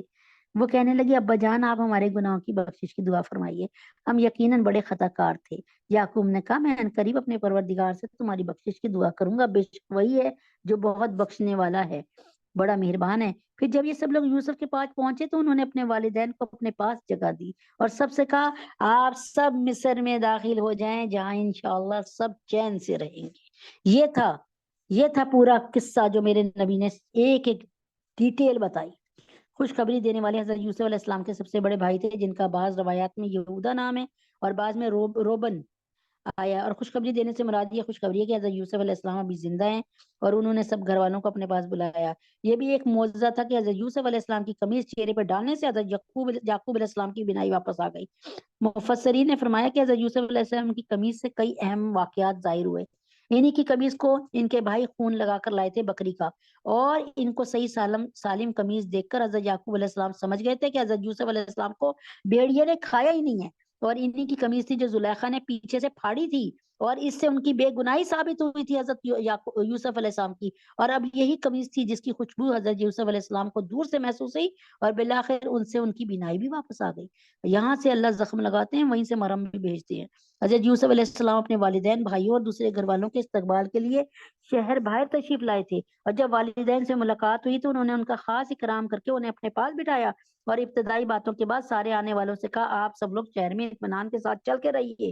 انہوں نے اپنے والدین کو تخت پر بٹھایا اور وہ سب ان کے سامنے سجدے میں گر پڑے، اور یوسف نے کہا ابا جان یہ میرے خواب کی تعبیر ہے جسے میرے پروردگار نے سچ کر دکھایا، اور اس نے مجھ پر بڑا احسان فرمایا کہ مجھے قید خانے سے نکال دیا اور آپ لوگوں کو دیہات سے لا کر دیہات سے یہاں لے آیا، حالانکہ اس سے پہلے شیطان نے میرے اور میرے بھائیوں کے درمیان فساد ڈلوا دیا تھا۔ حضرت عبداللہ بن عباس رضی اللہ عنہ بتاتے ہیں اس آیت کی تفسیر کہ اس کے مطابق ان سب حضرات نے یہ سجدہ یوسف علیہ السلام کے سامنے اللہ تعالیٰ کا شکر بجا لانے کے لیے کیا تھا، یعنی سجدہ صرف اللہ تعالیٰ ہی کو تھا، البتہ یوسف علیہ السلام کے سامنے اور ان کے مل جانے کی خوشی میں کیا تھا۔ امام راضی رحمہ اللہ نے اسی تفسیر کو راجح قرار دیا ہے، البتہ دوسرے مفسرین نے فرمایا یہ عبادت کا نہیں بلکہ تعظیم کا ویسے ہی سجدہ تھا جیسا فرشتوں نے حضرت آدم علیہ السلام کو کیا تھا، اور وہ حضرت یوسف علیہ السلام کی شریعت میں جائز تھا۔ تاہم حضرت صلی اللہ علیہ وسلم کی شریعت میں اللہ تعالیٰ کے سوا کسی کو تعظیمی سجدہ کرنا جائز نہیں رہا۔ اب ہم کسی کے سامنے نہیں جھک سکتے سوائے اللہ کے، یعنی اس خواب میں چاند سورج سے مراد حضرت یوسف علیہ السلام کے والدین تھے۔ چاند اور سورج جو انہوں نے 7 سال سے پہلے خواب دیکھا تھا نا کہ ایک چاند اور سورج مجھے سلام کر رہے ہیں اور ساتھ میں 12 ستارے بھی ہیں، 11 ستارے بھی ہیں، اور ستاروں سے مراد ان کے 11 بھائی۔ حضرت یوسف علیہ السلام کو مصائب اور الام کے جس طویل دور سے گزرنا پڑا، اگر کوئی اور ہوتا تو والدین سے ملاقات کے بعد اپنی تکلیفوں کا دکڑا سناتا روتا، لیکن حضرت یوسف علیہ السلام کو دیکھیے کہ ان مصائب کے بارے میں ایک لفظ کہے بغیر واقعات کے صرف اچھے رخ کا ذکر کر کے اللہ تعالیٰ کا شکر ادا کر دیا۔ قید خانے میں جانے کا نہیں، وہاں سے نکلنے کا ذکر فرمایا، والدین کی جدائی کا بیان کرنے کے بجائے ان کے مصر آ جانے کا تذکرہ فرمایا، بھائیوں نے جو ستم ڈھائے تھے ان کو شیطان کا مچایا ہوا فساد قرار دے کر بات ختم کر دی۔ یہ نہیں کہ گڑے مردے ہماری طرح اکھاڑ کے بیٹھ گئے، حقیقت یہ کہ میرا پروردگار جو چاہتا ہے اس کے لیے بڑی لطیف تدبیر کرتا ہے، بے شک وہی ہے جس کا علم بھی کامل ہے، حکمت بھی کامل ہے۔ میرے پروردگار تو نے مجھے حکمت سے بھی حصہ عطا فرمایا، مجھے تعبیر خواب کے علم سے بھی نوازا۔ اللہ اکبر۔ یہ دیکھیں کوئی شکوے شکایت نہیں ہو رہے بلکہ اظہار شکر ہو رہا ہے۔ میرے پروردگار تو نے مجھے حکومت سے بھی حصہ عطا فرمایا، میرے پروردگار مجھے تعبیر خواب کے علم سے بھی نوازا، آسمان اور زمین کے پیدا کرنے والے تو ہی دنیا اور آخرت میں میرا رکھوالا ہے، مجھے اس حالت میں دنیا سے اٹھانا کہ میں تیرا فرما بردار رہوں اور مجھے نیک لوگوں میں شامل رکھنا۔ یہی وہ دعا تھی جو حضرت عمر فاروق نے فرمایا تھا، توفنی مسلما والحقنی بالصالحین۔ اور مجھے نیک لوگوں میں شامل رکھنا۔ اے پیغمبر یہ تمام واقعہ غیب کی خبروں کا ایک حصہ ہے جو ہم تمہیں وحی کے ذریعے بتا رہے ہیں، اور تم اس وقت یوسف کے بھائیوں کے پاس موجود نہیں تھے جب انہوں نے یہ سازش کر کے اپنا فیصلہ پختہ کر لیا تھا کہ یوسف کو کنویں میں ڈال دیں گے۔ اب کیا ہو رہا ہے؟ ایک بات میں نے آپ سے کہا تھا نا بتاؤں گی، اس کو بھی سن لیجئے۔ وہ بات یہ تھی کہ حضرت یوسف علیہ السلام خزانوں پہ بیٹھتے تھے، راشن بانٹتے تھے۔ حضرت یوسف علیہ السلام سے ایک دن ایک آ کر راشن والوں نے کہا کہ ایک بندہ جو ہے نا، ایک لڑکا، جوان لڑکا وہ آتا ہے۔ حضرت یوسف علیہ السلام کی جو میں نے عمر پڑھی وہ 40 سال تھی اس وقت۔ تو ایک جوان لڑکا آتا ہے اور کھانا وہ راشن مانگتا ہے اور لے کے چلا جاتا ہے۔ ابھی ایک ہفتہ ختم نہیں ہوتا، ایک ہفتے کا راشن ہوتا ہے، دوسرے دن پھر آ جاتا ہے راشن مانگنے۔ اور جب ہم نے اسے کہا کہ ہم تمہاری شکایت کریں گے عزیز مصر سے یعنی یوسف علیہ السلام سے، اس نے کہا جاؤ یوسف سے میری شکایت کرو، یوسف کے سامنے میرا تذکرہ کرنا، وہ تخت سے نیچے اتر کے آئے گا اور مجھے گلے لگا کر تخت پہ بٹھائے گا۔ انہوں نے کہا یہ کیسے ہو سکتا ہے؟ حضرت یوسف علیہ السلام کو بتایا۔ حضرت یوسف علیہ السلام نے کہا بلاؤ، ذرا بلا کے لے آؤ۔ جب حضرت یوسف علیہ السلام نے کہا جاؤ بلا کے لے کے آؤ، تو اس وقت کیا ہوا کہ حضرت یوسف علیہ السلام جو ہے اس وقت یہ ہوا کہ حضرت یوسف علیہ السلام نے اس سے پوچھا ہاں بھائی تیرا یہ کیا مسئلہ ہے، تو ایسا کہتا ہے؟ اس نے کہا ایک بات، انہوں نے کہا ایک بات، انہوں نے کہا کہ یوسف جب تیرے پہ الزام لگا تھا نا، آپ پر الزام لگا تھا کس کا؟ زنا کا۔ جب آپ پر زنا کا الزام لگا تھا نا، تو میں اپنی ماں کی گود میں دودھ پی رہا تھا اور میں نے دودھ چھوڑ کر میں نے کہا تھا یوسف پاک ہیں۔ جب یوسف علیہ السلام نے یہ سنا تو تخت سے نیچے آ کر اس کو گلے لگائے اور رونا شروع ہو گئے، اور پھر اس لڑکے کو لے کر اس کو کہتے نا جپھی ڈالی اور بغل گیر ہوئے اور جا کر اپنے ہی تخت پر اس کو اپنے ساتھ بٹھایا اور کہا یہ جتنی دفعہ غلہ مانگے اس کو دو، راشن مانگے دو۔ اوپر سے آواز آئی یوسف یوسف یہ اس نے تیری پاکی بیان کی، تو نے اس کو گلے لگا لیا، تو نے اس کو اپنے ساتھ بٹھا لیا، اور جو میری پاکی بیان کرتا ہے سبحان اللہ سبحان اللہ سبحان اللہ، پھر یوسف میں اس کا کتنا اکرام کروں گا تجھے نہیں پتا۔ تو دیکھیں اللہ کے صدقے جائیں، یہیں پہ ہم اس کو ابھی وہ کرتے ہیں، اور انشاءاللہ یہ سورہ یوسف کے لیے تھوڑا سا رہ گیا ہے، لیکن پھر وہی بات ہے کہ دعا سے پہلے کہ جو ہے حضرت محمد صلی اللہ علیہ وآلہ وسلم ہمارے وہ نبی ہیں جو آخری نبی ہیں، ان کے بعد کوئی اور نبی نہیں آئے گا۔ اگر ہم نے نبی پاک صلی اللہ علیہ وسلم کے اس اعزاز کی، اس خاتم الانبیاء ہونے کی حفاظت نہ کی نا، اس اعزاز کی جو اللہ نے ٹائٹل ان کو دیا ہے، تو روز قیامت کیا ہوگا؟ اللہ کے نبی اکرم صلی اللہ علیہ وسلم ہماری طرف ہم سے منہ پھیر لیں گے، کیونکہ کبھی ایسا ہو سکتا ہے کہ کوئی آدمی آپ کے گھر میں آ کر کہے کہ میں آپ کا باپ ہوں، اور آپ اس کو باپ تسلیم کر لیں گے کیا؟ چاہے باپ آپ کا اس سے زیادہ یعنی وہ آپ کے باپ سے زیادہ خوبصورت کیوں نہ اور امیر کیوں نہ ہو، لیکن آپ اپنے باپ کی جگہ کسی اور کو کوئی حیثیت نہیں دیں گے باپ کی۔ تو ہم اللہ تبارک تعالیٰ کے نبی اکرم صلی اللہ علیہ وسلم بڑے خوبصورت بڑے اچھے نبی ہیں۔ اگر ہم نے نبی پاک صلی اللہ علیہ وسلم کی کہ وہ خاتم الانبیاء ہیں، ان کے بعد کوئی نبی نہیں آئے گا، اس بات کو آگے نہیں بڑھایا تو یاد رکھیں روز قیامت نبی پاک صلی اللہ علیہ وسلم ہماری شفاعت نہیں کریں گے۔ اللہ تعالیٰ نے چاروں دانگ اور چاروں عالم میں اس کا مطالبہ کیا، چاروں دانگ اور چاروں عالم میں اس بات کا پرچار کیا۔ کیسے؟ اللہ تعالیٰ نے فرمایا، اللہ تعالیٰ نے روحوں سے فرمایا، اللہ تعالیٰ نے تمام کے تمام نبیوں کی روحوں سے فرمایا کہ تمہارے دور میں اے عیسیٰ، اے موسیٰ، اے یعقوب، اے یونس، اے داؤد، آپ کے دور میں، اے ابراہیم، اے آدم، آپ کے دور میں اگر میرے نبی پاک صلی اللہ علیہ وسلم آ جائیں، محمد صلی اللہ علیہ وسلم آ جائیں، تو آپ ان کی مدد کرنا اور ان پر ایمان لانا اور انہی کی بات کو ماننا، انہی کی شریعت کو ماننا۔ حالانکہ اللہ تعالیٰ کو پتا تھا کہ حضرت محمد صلی اللہ علیہ وسلم ان کے دور میں، ان کے دور نبوت میں ابراہیم، عیسیٰ اور موسیٰ، یونس، یعقوب، داؤد علیہ السلام، سلیمان علیہ السلام کے دور میں آئیں گے ہی نہیں، لیکن اللہ تعالیٰ نے نبی پاک صلی اللہ علیہ وسلم کی پہچان کروا دی سارے نبیوں کو، اور ان کا رتبہ بتا دیا کہ اگر وہ آ جائیں تو تمہاری شریعت منسوخ. آج بھی اگر سارے نبی زندہ ہو کر آ جائیں تو وہ اپنی انجیل اور اپنی انجیل، تورات اور زبور نہیں پڑھیں گے، بلکہ نبی پاک صلی اللہ علیہ وسلم کی شریعت کو زندہ کریں گے اور قرآن پڑھیں گے. اس بات کے بتانے کا کیا مقصد ہے؟ اس بات کے بتانے کا مقصد ہے کہ اگر ہم نے نبی پاک صلی اللہ علیہ وسلم کی ختم نبوت کا جو اعزاز اور ٹائٹل ہے اس کی حفاظت نہ کی تو روز قیامت نبی پاک صلی اللہ علیہ وسلم کی شفاعت سے محروم رہیں گے. اللہ کیا خوب کسی نے بات کی کہ جب اے مسلمان تو کسی قادیانی سے ملتا ہے تو گنبد خضرا میں دل مصطفیٰ دکھتا ہے. لیکن 1878 میں انگریزوں نے بڑی کوشش کی کہ کیا کرنے کی؟ انگریزوں نے کوشش کی کہ ہم ایسا کریں کہ کوئی ایک ایسا آرٹیفیشل نبی بنا دیں. ہمیں ہندوؤں سے تو کوئی خوف نہیں ہے اور ہم چاہتے ہیں بڑے صغیر پاک و ہند کی پر حکومت کرنا. تو یہاں پر مسلمان جو ہیں اپنے نبی کے دیوانے ہیں، تو ان کا نبی سے رابطہ توڑنے کے لیے کوئی آرٹیفیشل کوئی مصنوعی نبی بنا دیتے ہیں. اور انہوں نے 1878 میں مرزا قادیانی کا انتخاب اس لیے کیا 4 لوگوں میں سے کہ مرزا قادیانی کا پورا خاندان انگریزوں کا بڑا وفادار تھا.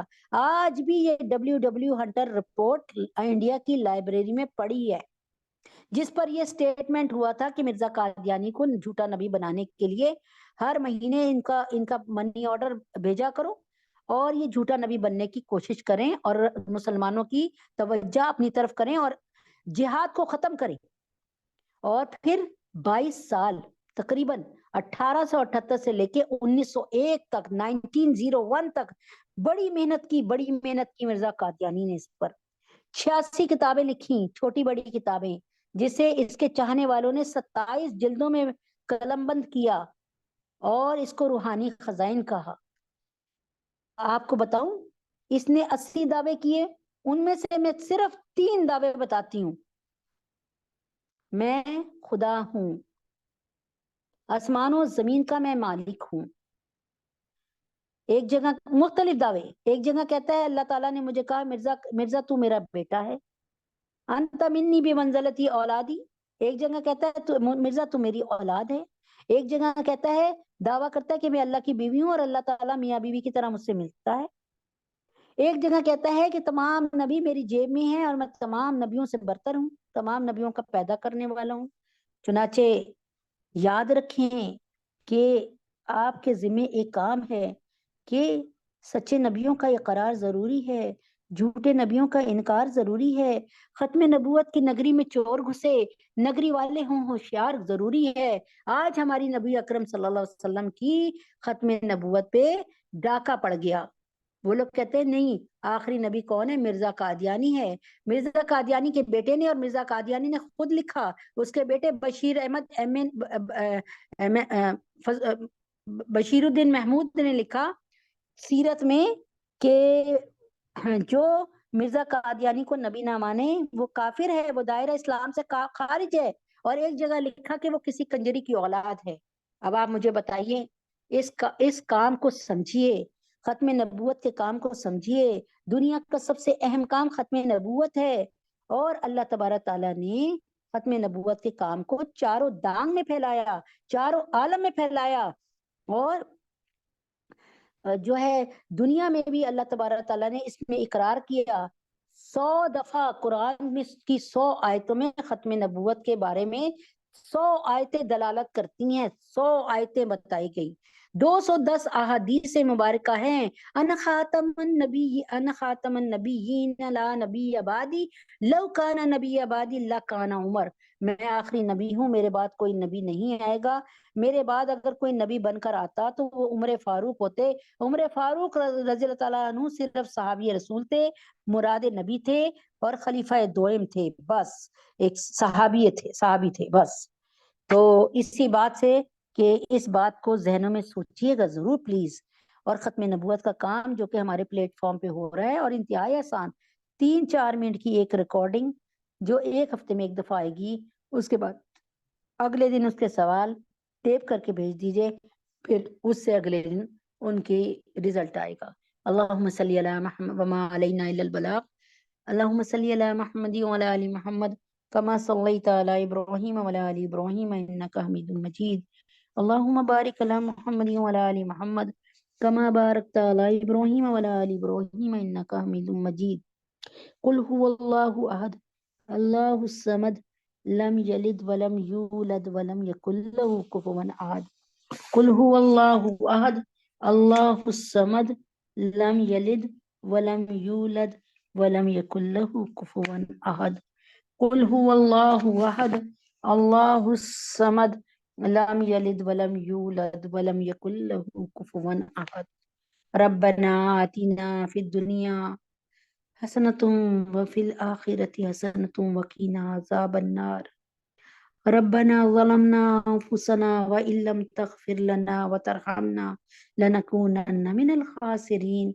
اللهم أنت السلام ومنك السلام تبارك يا ذا الجلال والإكرام اے میرے اللہ ربنا آتینا فی الدنیا حسنۃ وفی الآخرۃ حسنۃ وقنا عذاب النار اے اللہ اے مالک اے خالق آپ ہم سب پہ رحم فرما دیجئے کرم فرما دیجئے ہم پر اور ہماری آنے والی نسلوں پر اور موجودہ نسل پر اللہ تعالیٰ تمام بھلائیاں دنیا اور آخرت کی کھول دیجئے اور عذاب قبر اور عذاب نار سے ہم سب کو محفوظ فرما دیجئے یا اللہ ہماری نسل میں سے کوئی ایک بندہ بھی تیری جہنم میں نہ جائے اے اللہ تجھے تیرے نبی کا واسطہ تیری جہنم میں سلگائی ہوئی جہنم میں اللہ تبارک تعالیٰ کوئی بھی امت محمدیہ صلی اللہ علیہ وسلم کا ایک فرد بھی نہ جائے اے اللہ ہم سب کے گناہوں کو معاف فرما دیجئے ہم سب کی خطاؤں کو درگزر فرما دیجئے مولا کریم آقا عظیم ہم سب پہ رحم فرما دیجئے اے اللہ پاک وہ گناہ جن کی وجہ سے وہ اللہ جہنم کا ہمارا مقدر بننے والی ہے اے اللہ وہ گناہوں کی معافی ہم سے لے لیجئے ہمیں معاف کر دیجئے اے اللہ ان گناہوں کی معافی کر دیجئے اے اللہ تجھے تیرے نبی کا واسطہ ہمارے بچوں کو ہماری نسلوں کو ہم سب کو گناہ والی زندگی سے نجات دیجئے نافرمانی والی زندگی سے نجات دیجئے یا اللہ جیسے آپ نے یوسف علیہ السلام کی تربیت کی اسی طرح ہماری موجودہ نسل کی اور آنے والی قیامت کی صبح تک آنے والی نسلوں کی حفاظت عزت کی اور جان و مال کی اور اللہ کردار کی دل و دماغ کی تربیت فرما دیجئے حفاظت فرما دیجئے یا اللہ ہم سب کے گناہ کو معاف فرمائیے ہم سب کی خطاؤں کو درگزر فرما دیجئے یا اللہ تجھے تیرے نبی کا واسطہ ہم سب پہ رحم فرما دیجئے کرم فرما دیجئے اے اللہ ربنا لا تزغ قلوبنا بعد إذ هديتنا وهب لنا من لدنك رحمة إنك أنت الوهاب اے اللہ ایمان کی نعمت دینے کے بعد کبھی ہمیں کفر کی حدود میں نہ لانا کبھی ایسا نہ ہو کہ مایوسی میں آ کر ہم حالت کفر میں آ جائیں اے اللہ ہمارے ایمان کی آخری وقت تک حفاظت فرمائیے اے اللہ کوئی ایسا کام کروا دیجئے اے اللہ کوئی ایسی نیکی کروا دیجئے اور قبول فرما لیجئے کہ دنیا سے لے کے جنت کا سفر ہمارے لیے آپ کی پشت پناہی میں ہو آپ کی پناہ میں ہو یا اللہ ہم سب کے گناہوں کو معاف فرمائیے ہم سب کی خطاؤں کو درگزر فرمائیے اللہم انا نجلک فی نحورہم ونعوذ بک من شرورہم اللہم انا نجلک فی نحورہم ونعوذ بک من شرورہم اللہم انا نجلک فی نحورہم ونعوذ بک من شرورہم اے اللہ تجھے تیرے نبی کا واسطہ رسول پاک صلی اللہ علیہ وسلم کا واسطہ عائشہ سونیا رقیہ باجی ڈاکٹر انمیلیہ محسن سمیرہ فیصل ماریا نصفہ اقرا بابر سنبل اہلیہ عمران ان کو اللہ تعالیٰ نیک نرینہ اولاد عطا فرما دے اے اللہ پاک تجھے تیرے نبی کا واسطہ اسلام دشمن قوتوں کو ختم کرتے غارت کرتے یا اللہ یہود ہنون نصارہ یا اللہ نیتن یاہو اور اللہ جوئی بائیڈن یا اللہ میکرون مودی یا اللہ پاک جتنے بھی اسلام کے دشمن ہیں ان کی معاشیت کو ان کی کرنسی کو غارت کر دیجئے یا اللہ پاک ان کے ظلموں سے ہمارے مسلمان فلسطینی بہن بھائیوں کو یا اللہ پاک اپنے حبیب کے طفیل میں کشمیری بہن بھائیوں کو یا اللہ پاک رحم کر دے حفاظت فرما دے یا اللہ ان کی کھانے کی ان کی بھوک کی یا اللہ ان کا بھوک کو ختم کیجئے ان کی کھانے کی ضرورت کو پورا فرمائیے ان کی حفاظت فرمائیے ان کو یہ روز کی 5 مہینے کی بمباری سے ان کی جان چھڑائیے، ان کو اپنی حفاظت خاص عطا فرمائیے۔ یا اللہ تجھے تیرے نبی کا واسطہ اس ظلم کو یا اللہ ختم کر دیجئے۔ یا اللہ اس پورے مجمع میں کوئی آپ کا ایسا ضرور لاڈلا ہوگا جس کے طفیل فلسطین کے مسلمانوں کو آزاد فرما دیجئے، مسجد اقصی کو آزاد فرما دیجئے۔ یا اللہ کوئی تو ایک ایسا ہوگا آپ کا لاڈلا جو آپ کو پسند ہوگا، اس کے واسطے سے اللہ ہم سب پہ رحم فرما دیجئے۔ یا اللہ پاک نبی اکرم صلی اللہ علیہ وسلم کے واسطے سے یا اللہ فلسطین کے مسلمانوں پہ رحم فرما دیجئے، کرم فرما دیجئے۔ یا اللہ احمد کو، نعمان کو، نواز صاحب کو، محمد عمر کو، محسن کو نیک کریم روزی عطا فرما دیجئے۔ ڈاکٹر ہمنا، فاطمہ، عائشہ، عبداللہ اور یہ تمام مجمع جو بیٹھا ہے، ان سب کو دنیا اور آخرت کے ہر امتحان میں 100% نمبروں سے کامیابی عطا فرمائیے۔ سحر، عائشہ، فریال ان کی مشکلوں کو دور فرما دیجئے، ان کے لیے دنیا بھی جنت اور آخرت میں وسیع جنت عطا فرمائیے۔ اہلیہ اعظم شہناز، اہلیہ عاشق، مفتی ضیاء الدین عامر، اہلیہ رفیق، بیٹی انم، ان سب کو بہترین عزت والا برکتوں والا گھر عطا فرمائیے۔ یا اللہ تمام علماء اسلام، علماء ہند، علماء پاکستان، اللہ ان سب کو صحت کاملہ عاجلہ مستمرہ دیجئے، عطا فرما دیجئے ایمان کے نور کے ساتھ۔ اللہ پاک اپنے حبیب پاک صلی اللہ علیہ وسلم کے طفیل میں مفتی حسن صاحب، مفتی تقی عثمانی صاحب، پیر ذوالفقار نقشبندی صاحب حضرت جی اور مولانا فضل الرحمان، مولانا فضل الرحیم صاحب، اللہ ان کو اپنی پناہ خاص میں رکھیے، ان کو ایمان کے ساتھ صحت کاملہ عاجلہ مستمرہ عطا فرمائیے۔ یا اللہ ندیم بھائی کو، مہر کو، یا اللہ پاک ہم سب کے بہن بھائیوں کو، یا اللہ پاک ہم سب کے حقیقی بہن بھائیوں کو، چچا پھوپھی خالہ ماموزاد بہن بھائیوں کو، اور اللہ نازیہ اندلیب، اہلیہ حسین، ان کی بہن، ان کے والد صاحب شازیہ، عائشہ، نازیہ، معظم، حمید، حسن، اور اللہ پاک مومنہ، حمزہ، عادل، نرگس باجی اور شزا نعیم، اللہ ان سب کو، ان سب کے گھر والوں کو اللہ صحت کاملہ عاجلہ مستمرہ عطا فرمائیے۔ یا اللہ جو بچیاں گھروں میں بیٹھی ہیں، جو ماشاءاللہ نکاح کے قابل ہو گئی ہیں، ان کے لیے بہترین رشتے عطا فرما دیجئے۔ یا اللہ اپنے حبیب پاک صلی اللہ علیہ وسلم کے طفیل میں امت محمدیہ صلی اللہ علیہ وسلم کی ساری بیٹیوں بیٹوں کے لیے حفصہ، فاطمہ، جویریہ، سدرہ، سبحانہ، حفصہ، سجاد، بین، شفیفہ، بنات سرور، فخر، عبد المتین، سعدیہ، نظام، مہتاب، ندا، مصباح، آمنہ، عنبر، منتہا، زینب، نمرہ، شائستہ، ختیجہ، یا اللہ اپنے حبیب پاک صلی اللہ علیہ وسلم کے طفیل میں، اور ایک ہماری شہلا جو ہے ان کو جو ہے شہلا ضیاء، یا اللہ ان کی بھی شادی بہترین اور اچھی جگہ پہ جلد فرما دیجئے، ہمارے گناہوں کو معاف فرما دیجئے، ہم سب کو سب پر رحم فرما دیجئے۔ یا اللہ پاک ہمارے تینوں حرم کی حفاظت فرما دیجئے، اس سال زیارت حرمین شریفین کی توفیق عطا فرما دیجئے۔ یا اللہ پاک رمضان کے پاکیزہ روزے ہوتے ہیں، ان کو پاکیزہ طور پہ رکھنے کی توفیق عطا فرما دیجئے۔ اے اللہ پاک ہمارے دل کی، دماغ کی، ہر طرح سے زبان کی اور حفاظت فرمائیے گا، رمضان میں بھی اور غیر رمضان بھی، ہم سب کے گناہوں کو معاف فرما دیجئے۔ اس میٹنگ کو، اس مجلس کو، اس بیٹھک کو قبول فرما لیجئے اور اس کو منظور فرما لیجئے، اس کو ہمارے لیے سب کے لیے مغفرت کا باعث اور بنا دیجئے اور صدقہ جاریہ بنا دیجئے۔